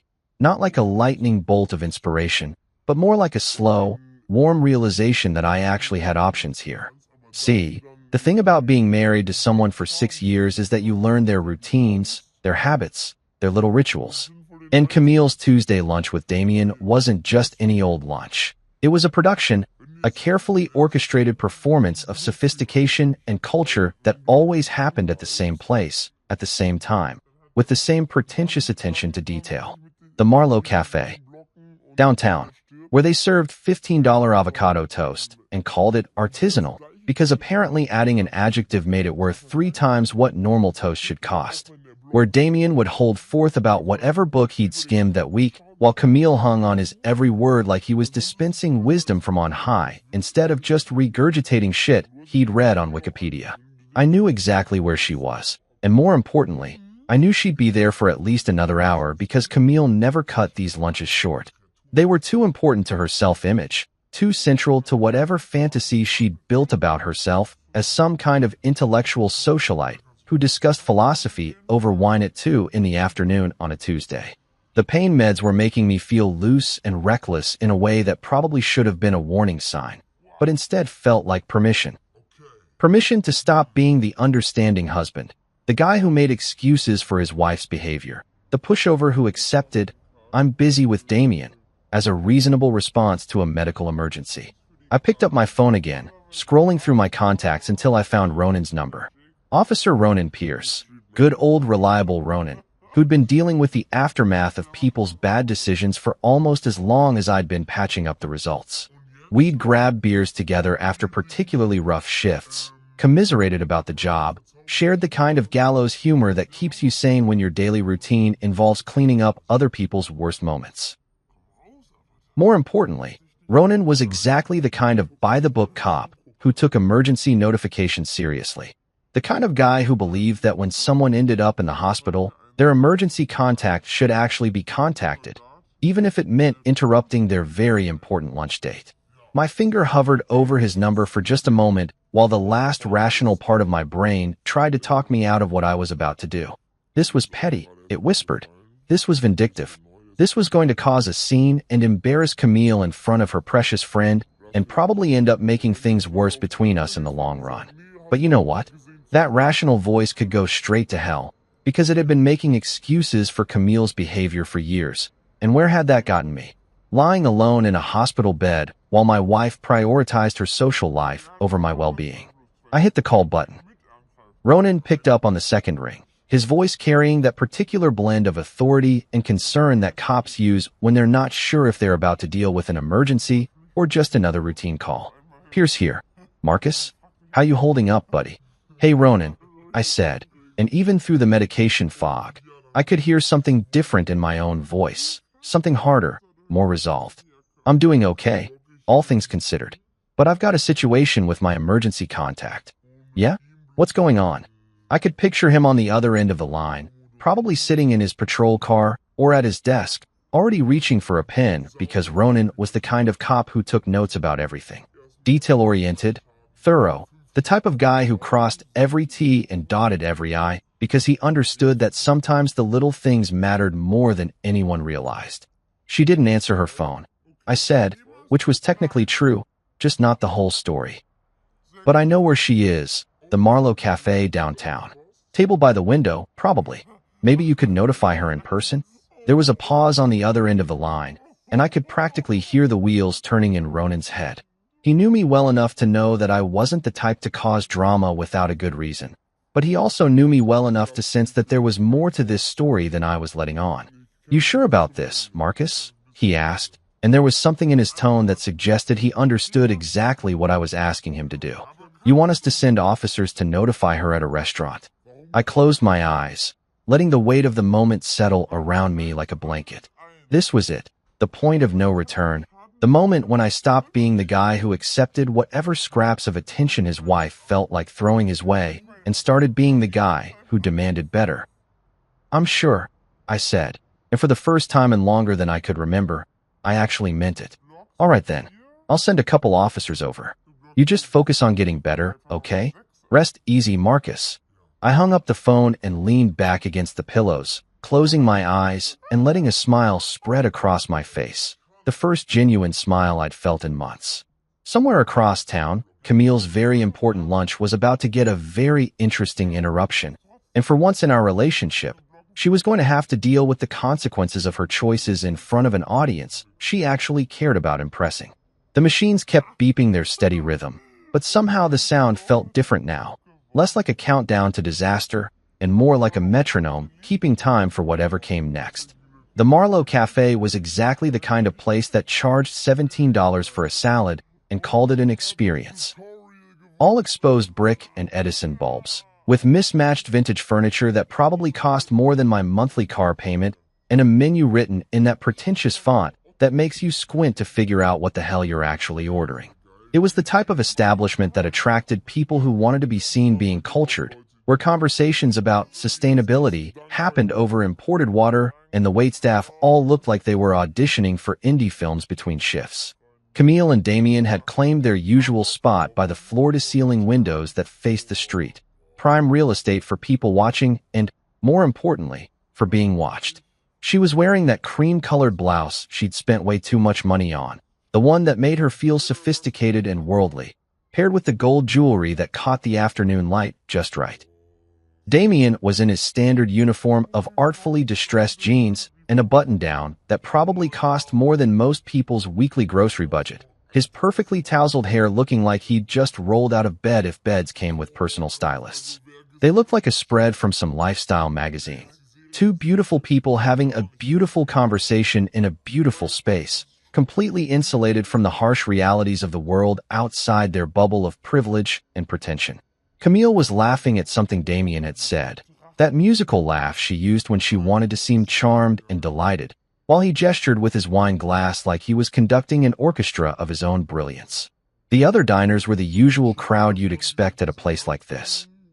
Young professionals trying to impress clients, stay-at-home moms treating themselves to an expensive lunch away from the kids, and a few genuine food enthusiasts who didn't mind paying premium prices for what was admittedly pretty decent cuisine. Everyone was absorbed in their own little worlds of conversation and carefully curated experiences, the kind of people who photographed their food before eating it and posted reviews on Yelp that used words like elevated and transcendent. That's when the atmosphere shifted. The front door opened with the little electronic chime that announced new arrivals. But instead of another pair of well-dressed diners or a nervous couple on a first date, two police officers walked in. Not detectives in suits trying to blend in, but full uniform, badge and gun wearing, official business police officers who looked like they meant business and weren't particularly interested in the artisanal bread service. The effect was immediate and dramatic.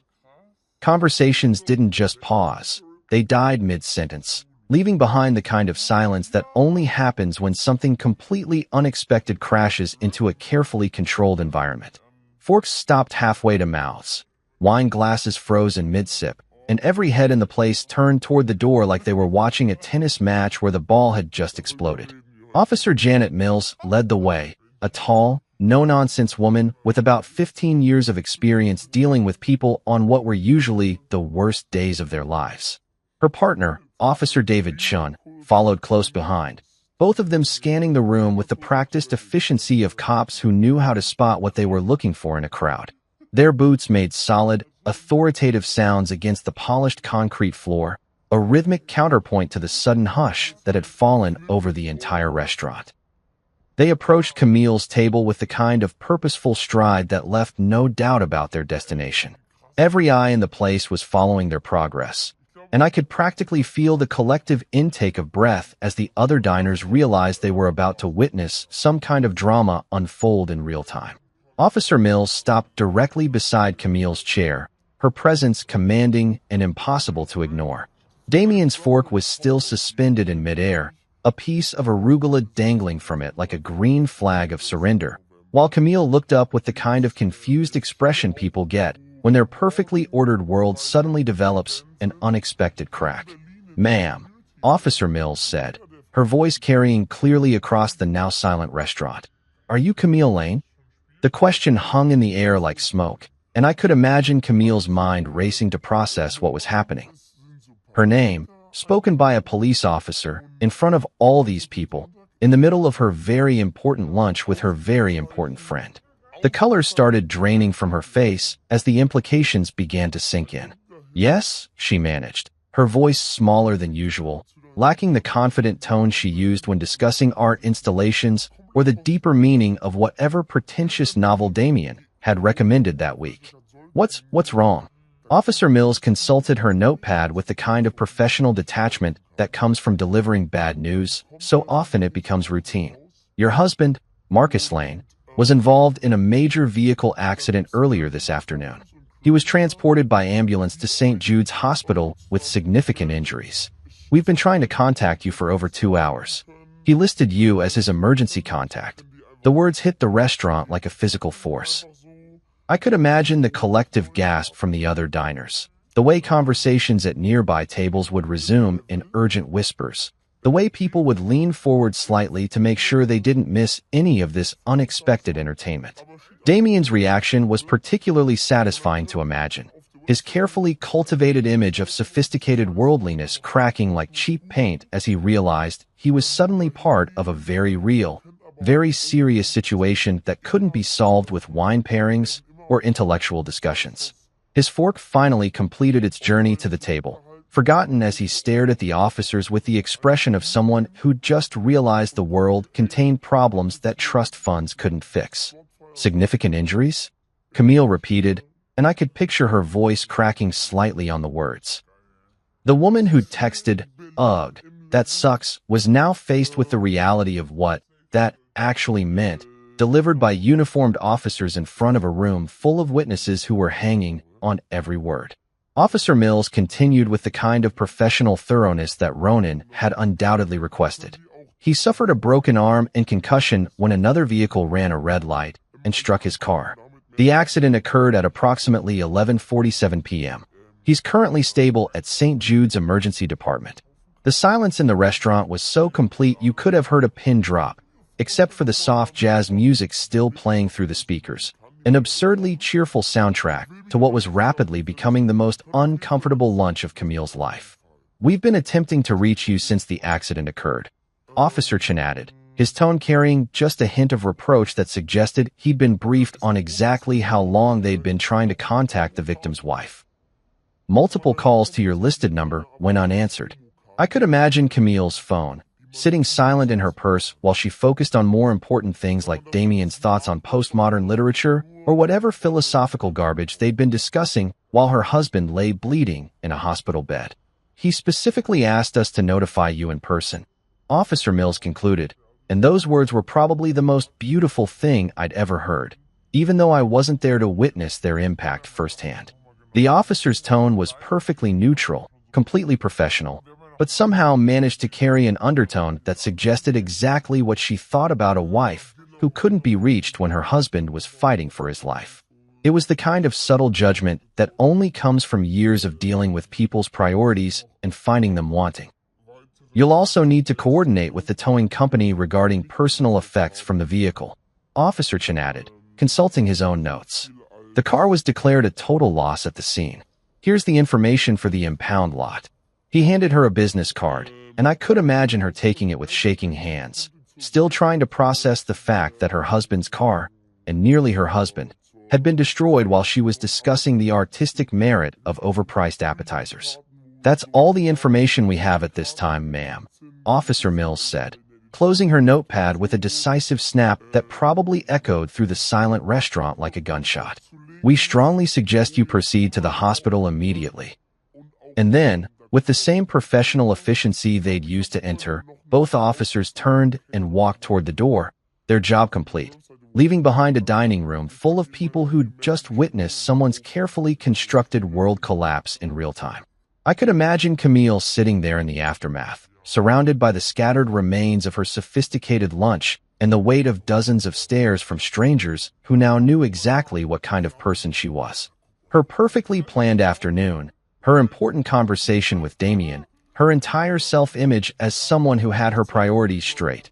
All of it reduced to rubble by a simple police notification that she should have received hours ago in the privacy of a phone call. But she'd chosen differently, and now everyone in that restaurant knew it. Back at St. Jude's, I was getting the full VIP treatment. If VIP stood for very injured person instead of very important person. Dr. Walsh had just finished explaining the thrilling details of my medical situation, while a nurse who looked like she could bench press a small car carefully maneuvered my busted arm into what would become my stylish new accessory for the next 6 to 8 weeks. The cast was going to be that lovely hospital beige color that screamed, I made poor life choices. But hey, at least it would match my current mood. The stitches were the fun part. Apparently, when glass decides to redecorate your face, it likes to get creative with the patterns. Nothing too dramatic, just a few artistic slashes that would probably leave me looking like I'd gotten into a fight with a very small, but very determined ninja. The doctor assured me they'd heal up fine and barely leave scars, which was great news for my already devastated modeling career. I was lying there contemplating the acoustic tiles and the ceiling and wondering if there was some kind of cosmic joke being played at my expense when I heard a familiar voice cutting through the usual hospital chaos like a machete through bureaucratic bullshit. Where is he? Where's my idiot brother? Tessa, my younger sister, the human hurricane who could turn a library into a war zone just by walking through the doors. I heard her before I saw her, which was usually the case with Tess. She had a voice that could cut through steel and a personality to match. The sound of her approach was like hearing the cavalry charge. If the cavalry wore designer boots and had a master's degree in corporate warfare. She appeared in my doorway looking exactly like what she was. A successful marketing executive who'd just abandoned whatever important meeting she'd been in to rush to the hospital. Her blonde hair was still perfectly styled despite the obvious speed with which she'd gotten here, and she was wearing one of those power suits that cost more than most people's monthly rent. Tessa had always been the sibling who landed on her feet, the one who turned every setback into a comeback story and every obstacle into a stepping stone.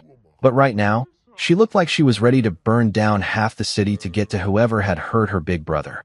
Jesus Christ, Marcus, she said, taking in the full scope of my condition with the kind of clinical assessment that came from years of dealing with crisis management in the corporate world. You look like you got hit by a truck. Close. I managed, holding up my phone to show her the text exchange that had become the centerpiece of my evening's entertainment. Honda Civic. But check this out. This is the real injury. Tessa took my phone and read through the messages, her expression shifting from concern to disbelief to what I could only describe as controlled nuclear fury. She read it once, then again, then a third time like she was making absolutely sure she hadn't misunderstood something fundamental about human decency. Are you fucking kidding me? She said, and I was pretty sure the nurse 3 rooms over could hear her. She said, ugh, that sucks about her husband being in a car accident. Don't forget the part where she suggested I take a cab home from the emergency room. I added helpfully. That was my personal favorite touch.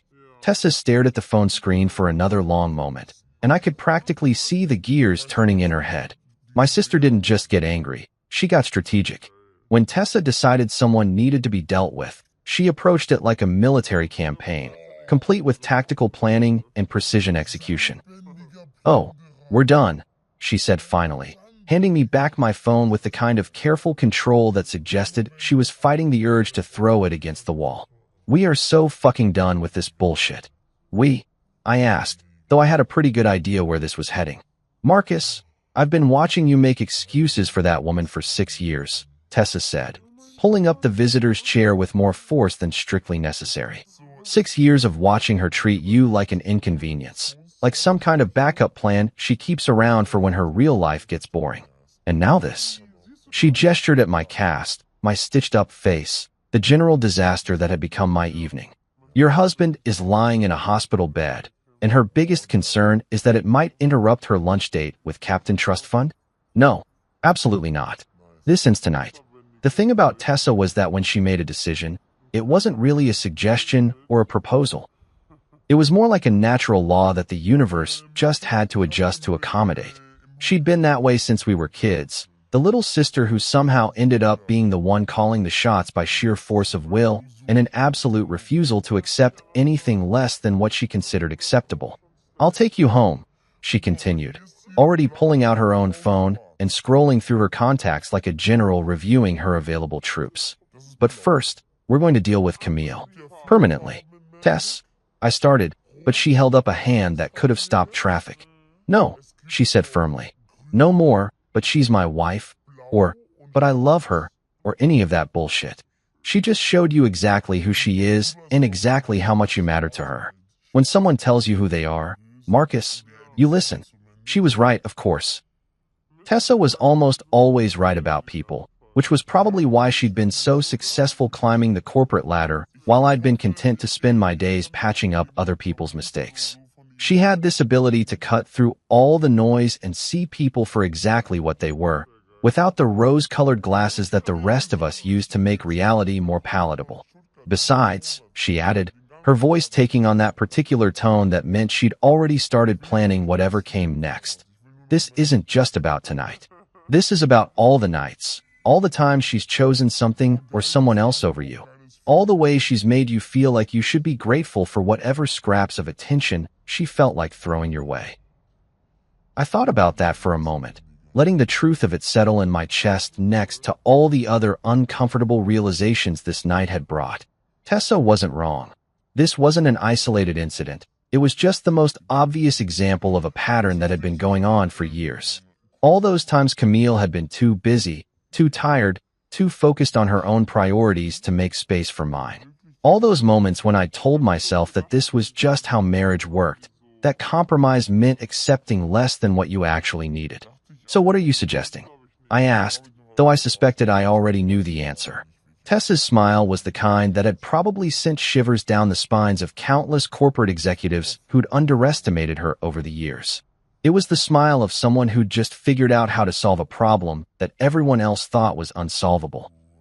I'm suggesting we clean house, she said, scrolling through her phone with the focused intensity of someone who was already 3 steps ahead of the conversation.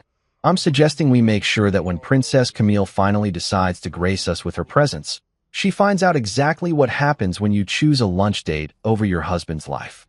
The machines kept beeping their steady rhythm around us, but somehow the sound felt different now, less like medical equipment monitoring a patient and more like a countdown timer marking the end of something that had been broken for longer than I'd been willing to admit. We're going to clear her out of your life, Tessa said with the kind of finality that suggested the decision had already been made and the rest was just logistics. Completely. Permanently.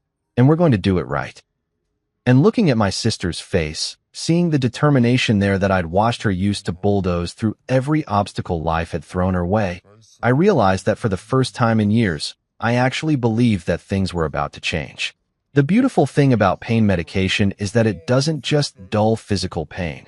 It also provides this lovely buffer between you and the emotional train wreck that your life has suddenly become. So when my phone started buzzing like an angry wasp trapped in a jar, I was able to watch the incoming messages from Camille with the kind of detached fascination usually reserved for nature documentaries about predators in their natural habitat. The first text came through while Tessa was still in full battle planning mode, scrolling through her contacts and muttering things that would have made a sailor blush.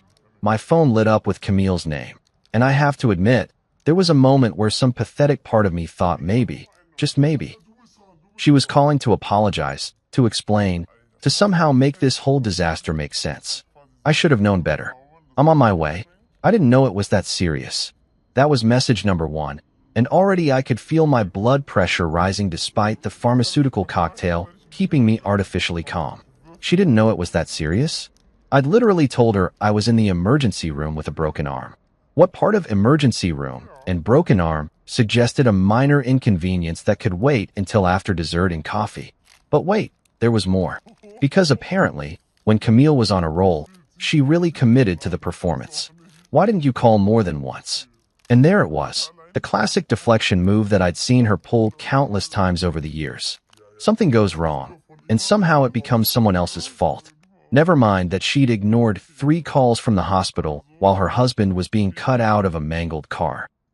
Never mind that any normal human being would have answered their phone when the hospital kept calling. No, the real problem was that I hadn't tried hard enough to reach her. Tessa looked up from her phone when she heard me make that particular sound that's somewhere between a laugh and a growl. What now?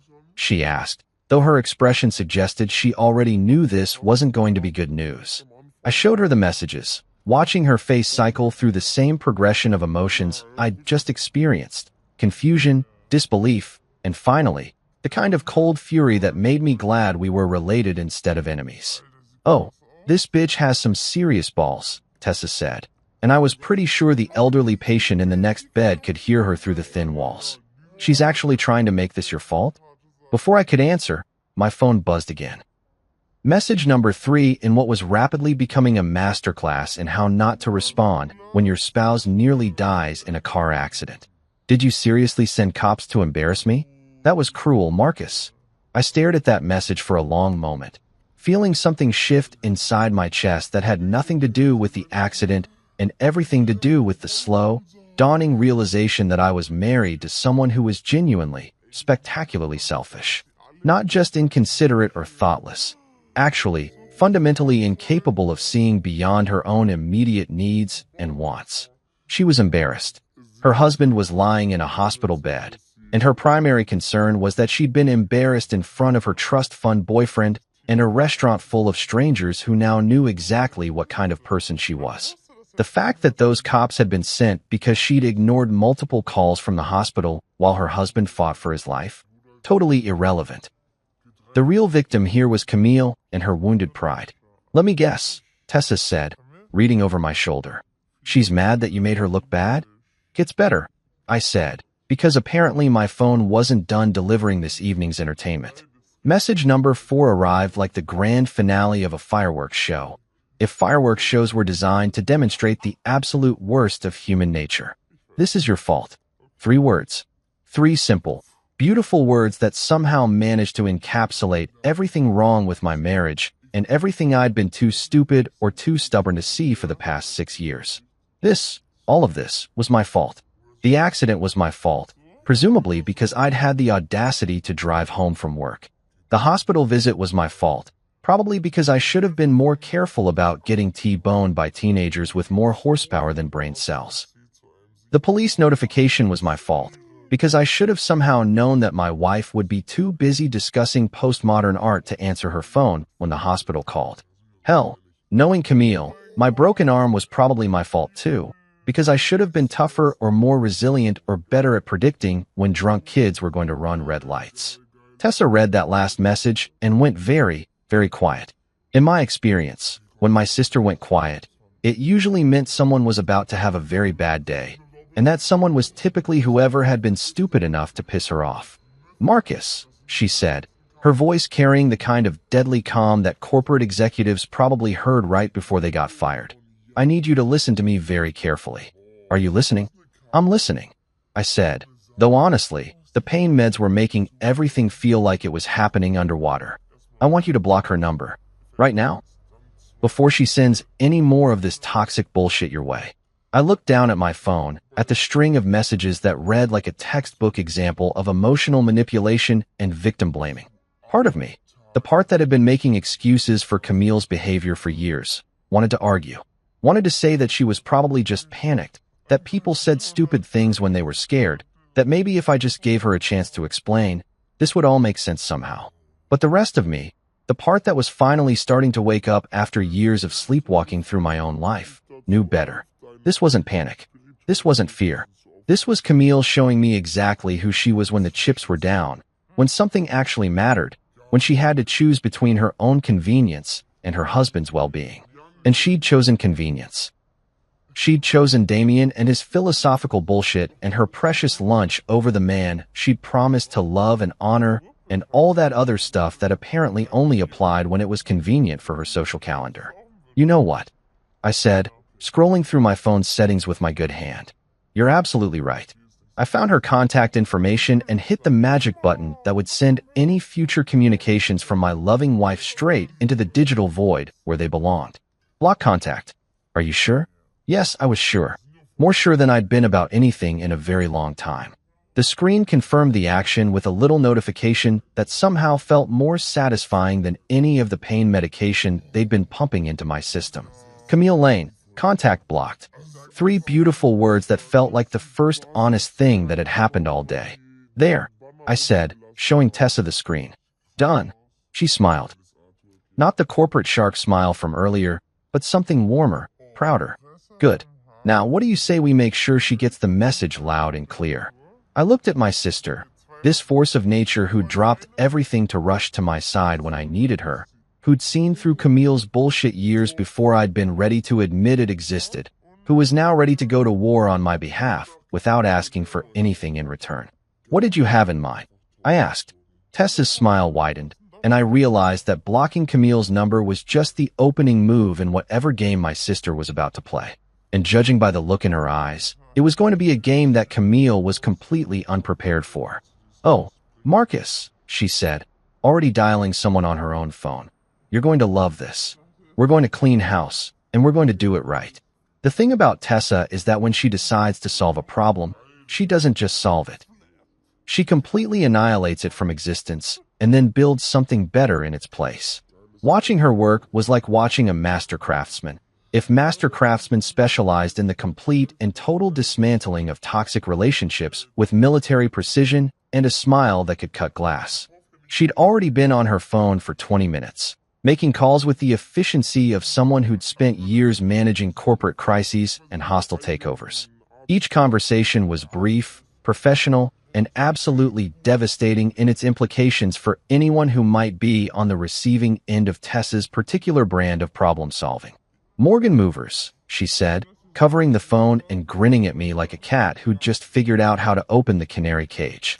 "They specialize in what they call relationship transition services. Basically, they're the Navy SEALs of breakup logistics."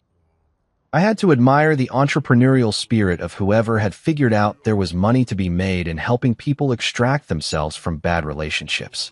It was like divorce court, but with better customer service and probably fewer lawyers involved. Though knowing Tessa, she'd probably already thought of that angle too. "Hi, this is Tessa Lane calling for my brother Marcus," she said into the phone, her voice taking on that particular tone she used when she was about to charm someone into doing exactly what she wanted. "We need a complete pack-out and removal service for tomorrow morning. One-bedroom apartment, downtown. Everything belonging to one specific person needs to be boxed, labeled, and ready for pickup." She paused, listening to whoever was on the other end, probably some poor customer service rep who had no idea they were about to become part of Tessa's campaign to reshape my entire life. "No, he won't be present during the packing," she continued, and I could practically hear the satisfaction in her voice. "We'll provide a detailed list of items and photographs for identification." Yes, this is a standard relationship dissolution. Very standard. The way she said very standard made it sound like failed marriages were just another item on her to-do list, somewhere between quarterly budget reviews and strategic planning meetings. Which, knowing my sister, they probably were. While she handled the logistics of Operation Remove Camille from my life, I found myself thinking about all the stuff that was scattered around my apartment. 6 years of accumulated couple debris. Her expensive skincare products taking up half the bathroom counter. Her collection of scented candles that apparently served some mysterious purpose beyond making the place smell like a Yankee Candle store had exploded. And that god-awful modern art piece she'd insisted on hanging in the living room that looked like someone had sneezed paint onto a canvas and called it evocative. The clothes alone would probably take hours to sort through. Camille had this thing about designer labels and investment pieces that cost more than my monthly salary. Her closet looked like a boutique that catered exclusively to people who thought spending $300 on a t-shirt was a reasonable life choice. Not that I was bitter or anything. "Excellent," Tessa was saying, apparently having worked out whatever details needed working out. "We'll need everything boxed, labeled, and staged in the living room by noon tomorrow. Clean, professional, no damage to any items. This is about boundaries, not revenge." She hung up and immediately started dialing another number, because apparently we were just getting started with the wholesale reorganization of my personal life. "Loctite Locksmiths," she announced, giving me a thumbs up like she'd just scored the winning goal in whatever game we were playing. Can't have Princess Camille letting herself back in whenever she feels like it. The locksmith conversation was even shorter than the moving company call, probably because changing locks was significantly less complicated than coordinating the complete removal of someone's entire existence from an apartment. Though in Tessa's hands, both seemed to be getting handled with the same ruthless efficiency. "Tomorrow at 8 a.m., she said after hanging up. "New locks, new keys, and a security system upgrade, because why not go all the way, right?" I had to laugh at that, despite everything. My sister didn't just solve problems. She oversolved them, adding features and benefits that you didn't even know you needed until she pointed them out. It was probably why she'd been so successful in the corporate world, where the ability to anticipate problems 3 steps ahead was worth its weight in quarterly bonuses. "Now comes the fun part," she said, cracking her knuckles like a pianist preparing for a complicated concerto. The official notification. She opened her laptop, because of course Tessa traveled with a laptop, probably had a full mobile office setup in whatever ridiculously expensive car she'd driven over here, and started typing with the kind of focused intensity that usually preceded corporate bloodbaths. "What are you writing?" I asked, though I suspected I already knew this wasn't going to be your typical "it's not you, it's me" breakup email. "A masterpiece," she said without looking up from the screen. "Professional, clear, legally sound, and absolutely devastating in its politeness." I watched her type, occasionally pausing to consider word choices or restructure sentences, crafting what I could only assume was going to be the most politely brutal eviction notice in the history of failed relationships. Every few seconds, she'd smile to herself, apparently pleased with whatever literary devastation she was creating. "Read this," she said finally, turning the laptop toward me. Subject: Retrieval of personal property, ***. From Tessa Lane, ***. Camille, your relationship and residence with Marcus Lane have been terminated effective immediately. Following your response to his medical emergency this afternoon, it has become clear that this living arrangement is no longer sustainable or appropriate. Your personal belongings have been professionally packed and inventoried by Morgan Movers and are ready for retrieval. You have 48 hours from the time of this email to coordinate pickup with the moving company. Their contact information is attached. Please note that the locks have been changed as a security precaution. Any future access to the property will require advance coordination through the moving company or legal counsel. Any attempt to contact Marcus directly will be considered harassment and will be documented accordingly. All future communication regarding this matter should be directed through my office. Tessa Lane, on behalf of Marcus Lane. I read it twice, marveling at how Tessa had managed to make a breakup sound like a corporate merger gone wrong. It was polite, professional, and absolutely devastating in its complete lack of emotion or room for negotiation. There was no "let's talk about this," or "maybe we can work things out," just cold, hard logistics and a clear timeline for removing yourself from someone's life. "Jesus, Tess," I said, genuinely impressed. "This reads like you're terminating a business contract." "Because that's exactly what I'm doing," she replied, already moving the cursor to the send button. "Camille treated your marriage like a business arrangement where she got all the benefits and none of the responsibilities. So now she gets to experience the business end of that arrangement."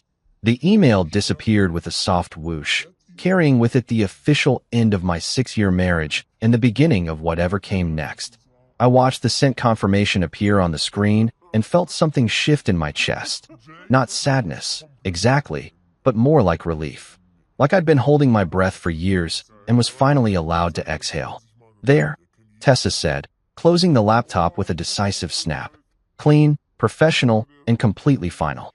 By Thursday morning, it'll be like she was never there." I looked around the hospital room, at the machines beeping steadily beside my bed, at my sister who dropped everything to come wage war on my behalf, at the cast on my arm that was somehow the least broken thing about my life right now. "You know what the weird part is?" I said. "What's that?" For the first time in years, I actually feel like I can breathe. That night, after Tessa had finally gone home with promises to check on me first thing in the morning and threats to personally hunt down anyone who gave me grief about my situation, I was lying in my own bed for the first time in what felt like a decade. The apartment was weird without Camille's presence. Not emptier exactly. More like when you finally turn off a TV that's been playing background noise for so long you forgot it was there. The silence wasn't lonely, it was peaceful. The pain meds were wearing off enough that I could think clearly, but not so much that my arm felt like it was trying to secede from the rest of my body. I was scrolling through Netflix with my good hand, looking for something mindless to fall asleep to, when my phone buzzed with a notification that made me do a double take. Instagram message request. From Damian Price. I stared at the notification for a solid 30 seconds, trying to process what possible reason Captain Trust Fund could have for sliding into my DMs. This was the same guy who'd been having his very important lunch with my wife while I was bleeding in a hospital bed. The same guy who probably thought emergency contact was something you called when you ran out of champagne at a dinner party. Curiosity won out over common sense, a pattern that had gotten me into trouble before, but never quite like this. I opened the message, not sure if I was about to read an apology, a confession, or just more evidence that the entire universe had lost its collective mind. "Hey man, I didn't know about your accident. When the cops came, I was shocked. I asked Camille why she hadn't left earlier. She just shrugged. That's not the kind of person I want in my life. I'm sorry for being part of this mess. Hope you recover fast." I read it once, then again, then a third time because apparently this night was just going to keep delivering surprises until my brain completely gave up trying to process them. Damian Price. The guy I'd spent years assuming was trying to steal my wife, the trust fund philosopher who quoted dead Germans at dinner parties and wore scarves in July, was apologizing to me. And not just apologizing, but essentially confirming that Camille was exactly as awful as her behavior suggested. The really fascinating part was that detail about him asking why she hadn't left earlier and her response being a shrug. A fucking shrug. Her husband was in the hospital, and when her supposed best friend suggested maybe she should go check on him, she shrugged like he'd asked her opinion about the weather. I could picture the scene. Damien probably doing that thing rich people do when they're confronted with actual human suffering. That uncomfortable shifting around while they try to figure out how to respond appropriately. And Camille, faced with the choice between appearing caring and admitting that she'd rather finish her meal than deal with her husband's medical emergency, just shrugged. It was almost impressive in its complete lack of self-awareness. Most people, when caught being heartless in front of witnesses, at least had the decency to pretend they cared. But not Camille. She was apparently so committed to her own priorities that she couldn't even fake concern when social pressure demanded it. The fact that Damien, Mr. Pretentious Philosophy himself, was horrified enough by her reaction to reach out to me spoke volumes about just how badly she'd handled the situation. This was a guy who probably thought empathy was a wine varietal, and even he could see that something was fundamentally wrong with a woman who couldn't be bothered to show concern for her injured spouse. That's not the kind of person I want in my life. Coming from Damien, that was practically a character assassination. He was essentially saying that Camille had failed some basic test of human decency so spectacularly that even someone who spent his days discussing the deeper meaning of abstract art couldn't overlook it. I found myself laughing, not the bitter, angry kind of laugh I'd been doing all day, but something closer to genuine amusement. The irony was just too perfect. I'd spent years being jealous of Damien, worried that he was going to steal my wife away with his sophisticated conversation and his designer lifestyle. Turns out, he had better judgment about people than I did. The message was weak, sure. It was the kind of apology that rich people give when they want to distance themselves from someone else's bad behavior without actually taking any real responsibility. But it was also revealing in ways that Damien probably didn't realize. He'd been there. He'd seen Camille's reaction firsthand. And whatever he'd witnessed had been so off-putting that he'd felt compelled to reach out to the husband he barely knew to essentially say, "Holy shit, your wife is terrible, and I want no part of this." More importantly, it meant that Camille hadn't just lost her husband tonight.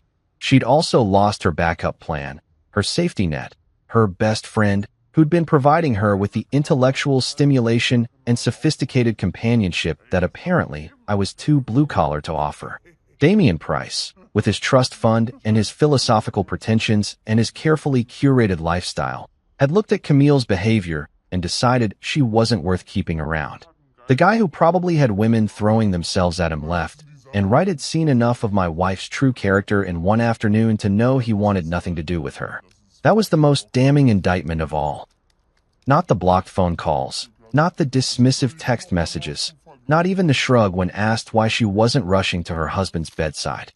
The real truth about Camille was that even the people she thought were her allies, the ones she'd prioritized over her marriage, found her behavior unacceptable when it really mattered.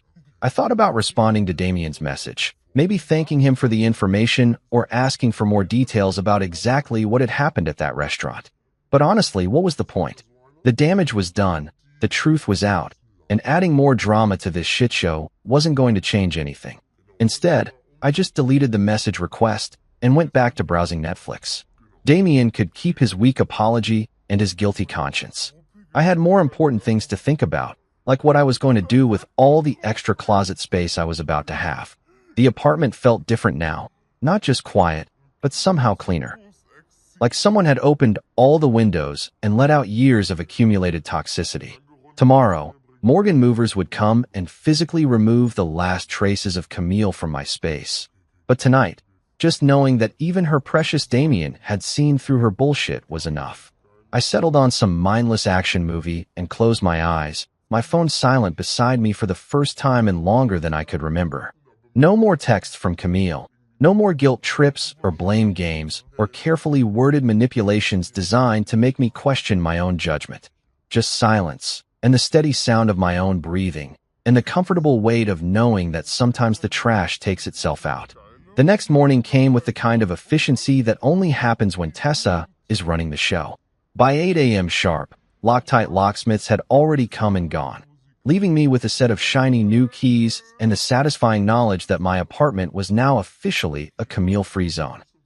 The security system upgrade was overkill, but I had to admit there was something deeply satisfying about having a digital fortress protecting my newfound peace of mind.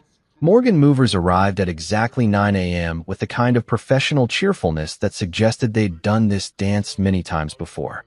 The team leader, a compact woman named Rosa who looked like she could bench press a piano, took one look around my apartment and nodded with the satisfaction of someone who'd seen it all and wasn't impressed by any of it.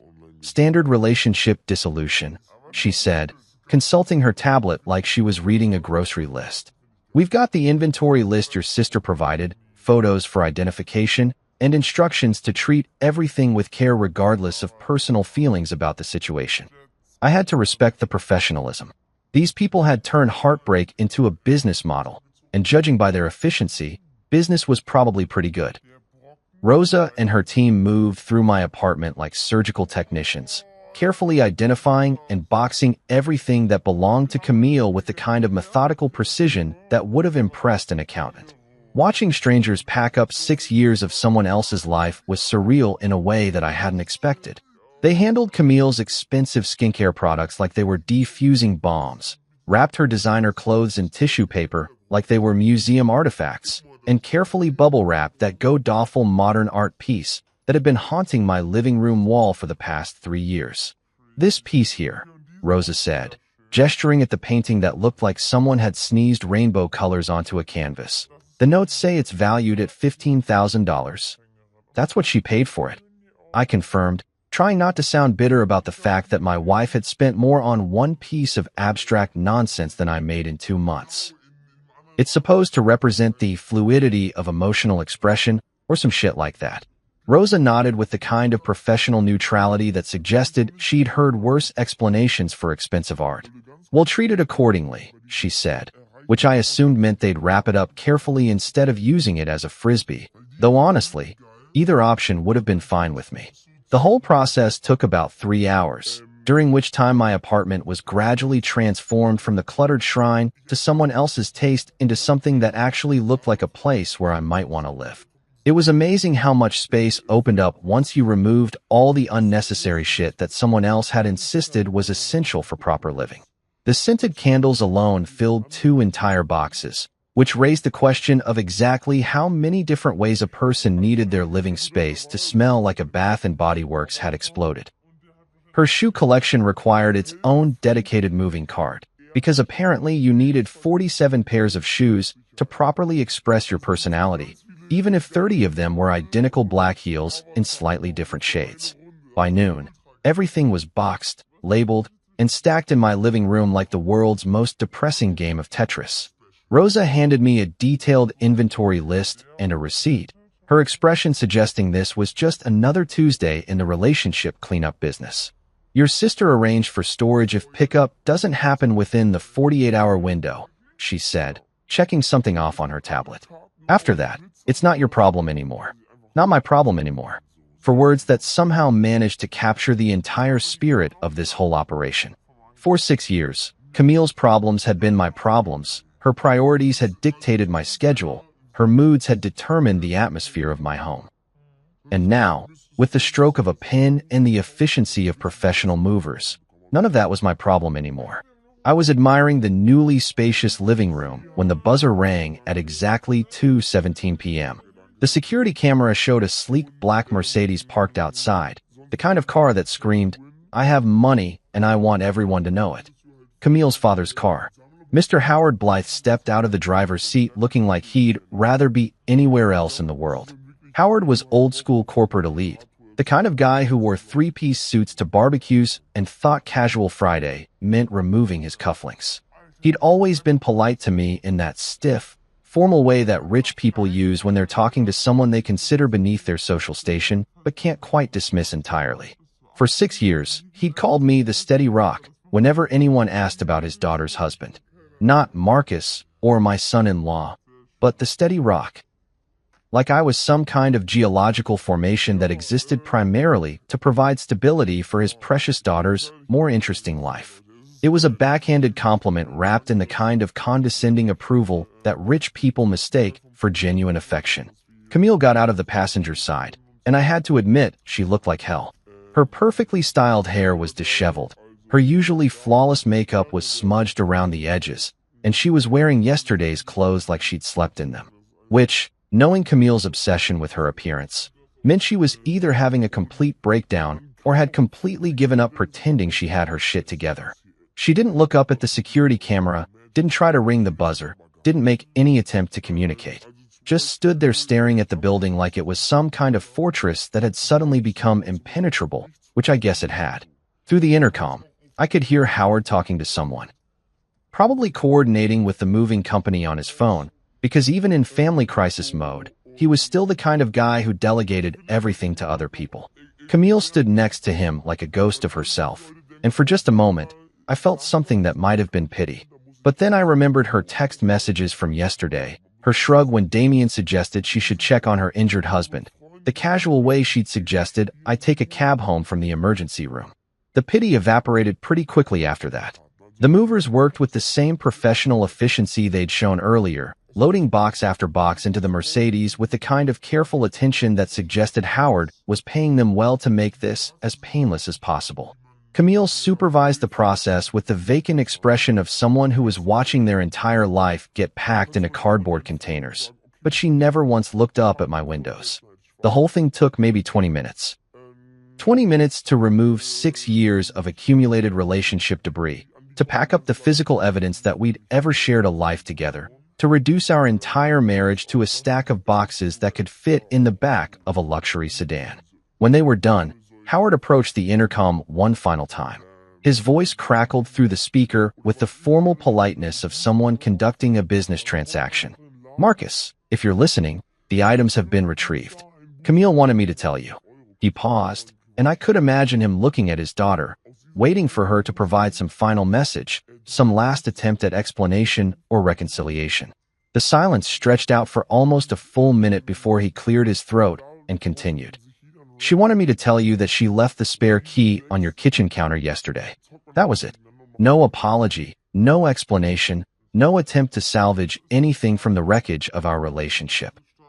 Just a practical note about key return, delivered through her father like she was a teenager who couldn't be trusted to handle her own affairs." I watched through the window as they got back into the Mercedes and drove away, taking with them the last physical traces of Camille from my life. The car disappeared around the corner, and just like that, it was over. I walked back into my living room and looked around at the space that was now completely, undeniably mine. No designer throw pillows positioned at precise angles, no expensive candles cluttering every surface, no abstract art demanding attention from the walls. Just clean, empty space that I could fill with whatever the hell I wanted. I sat down on my couch, which was apparently mine now, since Camille hadn't tried to claim it, and took a deep breath. The apartment smelled different already, less like a showroom and more like a place where someone actually lived. For the first time in years, the silence in my apartment wasn't uncomfortable. It wasn't lonely or oppressive or filled with the weight of unspoken resentments. It was just quiet, peaceful, full of possibility. I closed my eyes and smiled. Finally, peace. 7 months later, and I'm sitting in the same apartment that used to feel like a museum dedicated to someone else's taste, except now it actually looks like a place where I live. The walls have my pictures on them, shots from work, a few landscapes I took on weekend trips, even that ridiculous photo of me and my paramedic crew after we won the department's chili cook-off. Real life, not the sanitized perfection that Camille had insisted on maintaining. My arm healed up perfectly, just like Dr. Walsh said it would. The scars on my face faded to thin silver lines that most people don't even notice unless I point them out. But the real healing, the stuff that doesn't show up on x-rays, that took a little longer. Turns out, when you spend 6 years accepting less than you deserve, it takes some time to remember what you're actually worth. Work's been good. Better than good, actually. Without the constant background stress of managing someone else's emotional needs and social calendar, I've been able to focus on what I'm actually good at. Last month, I got a commendation for handling a multi-car pileup that could have been a complete disaster. Funny how much better you perform when you're not wondering if your spouse will be annoyed that you're working late again.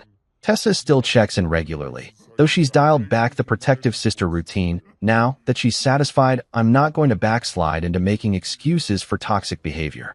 She was right about everything, of course, but she's gracious enough not to say, "I told you so," more than once a week. About 3 months ago, Camille tried reaching out.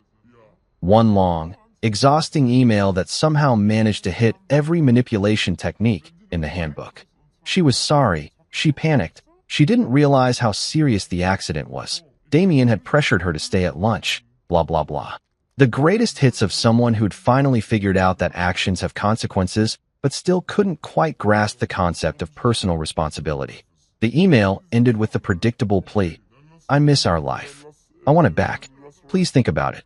I read it exactly once, then did something that would have seemed impossible 6 months earlier. I didn't respond. Not with anger, not with explanations, not with a detailed breakdown of exactly why she was wrong about everything. I just didn't respond at all.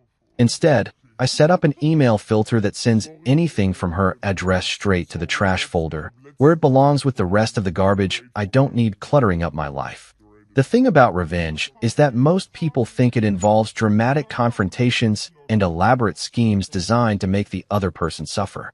But real revenge, the kind that actually matters, is so much simpler than that. It's silence. It's boundaries.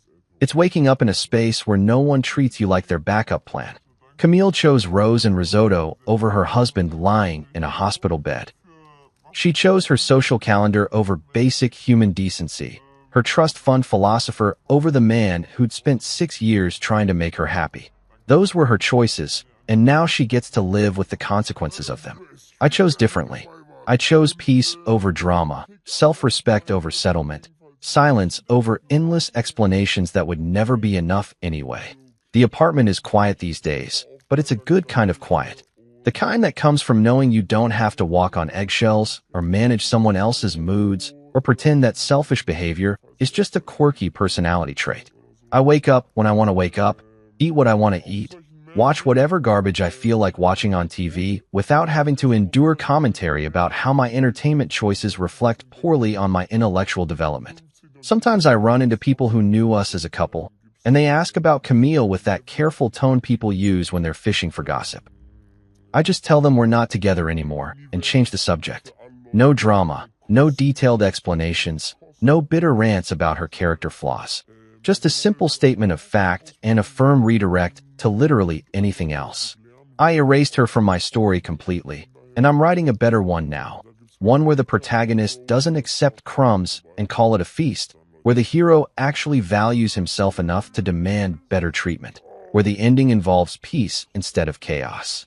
It's a good story, and for the first time in years, I'm looking forward to seeing how it turns out.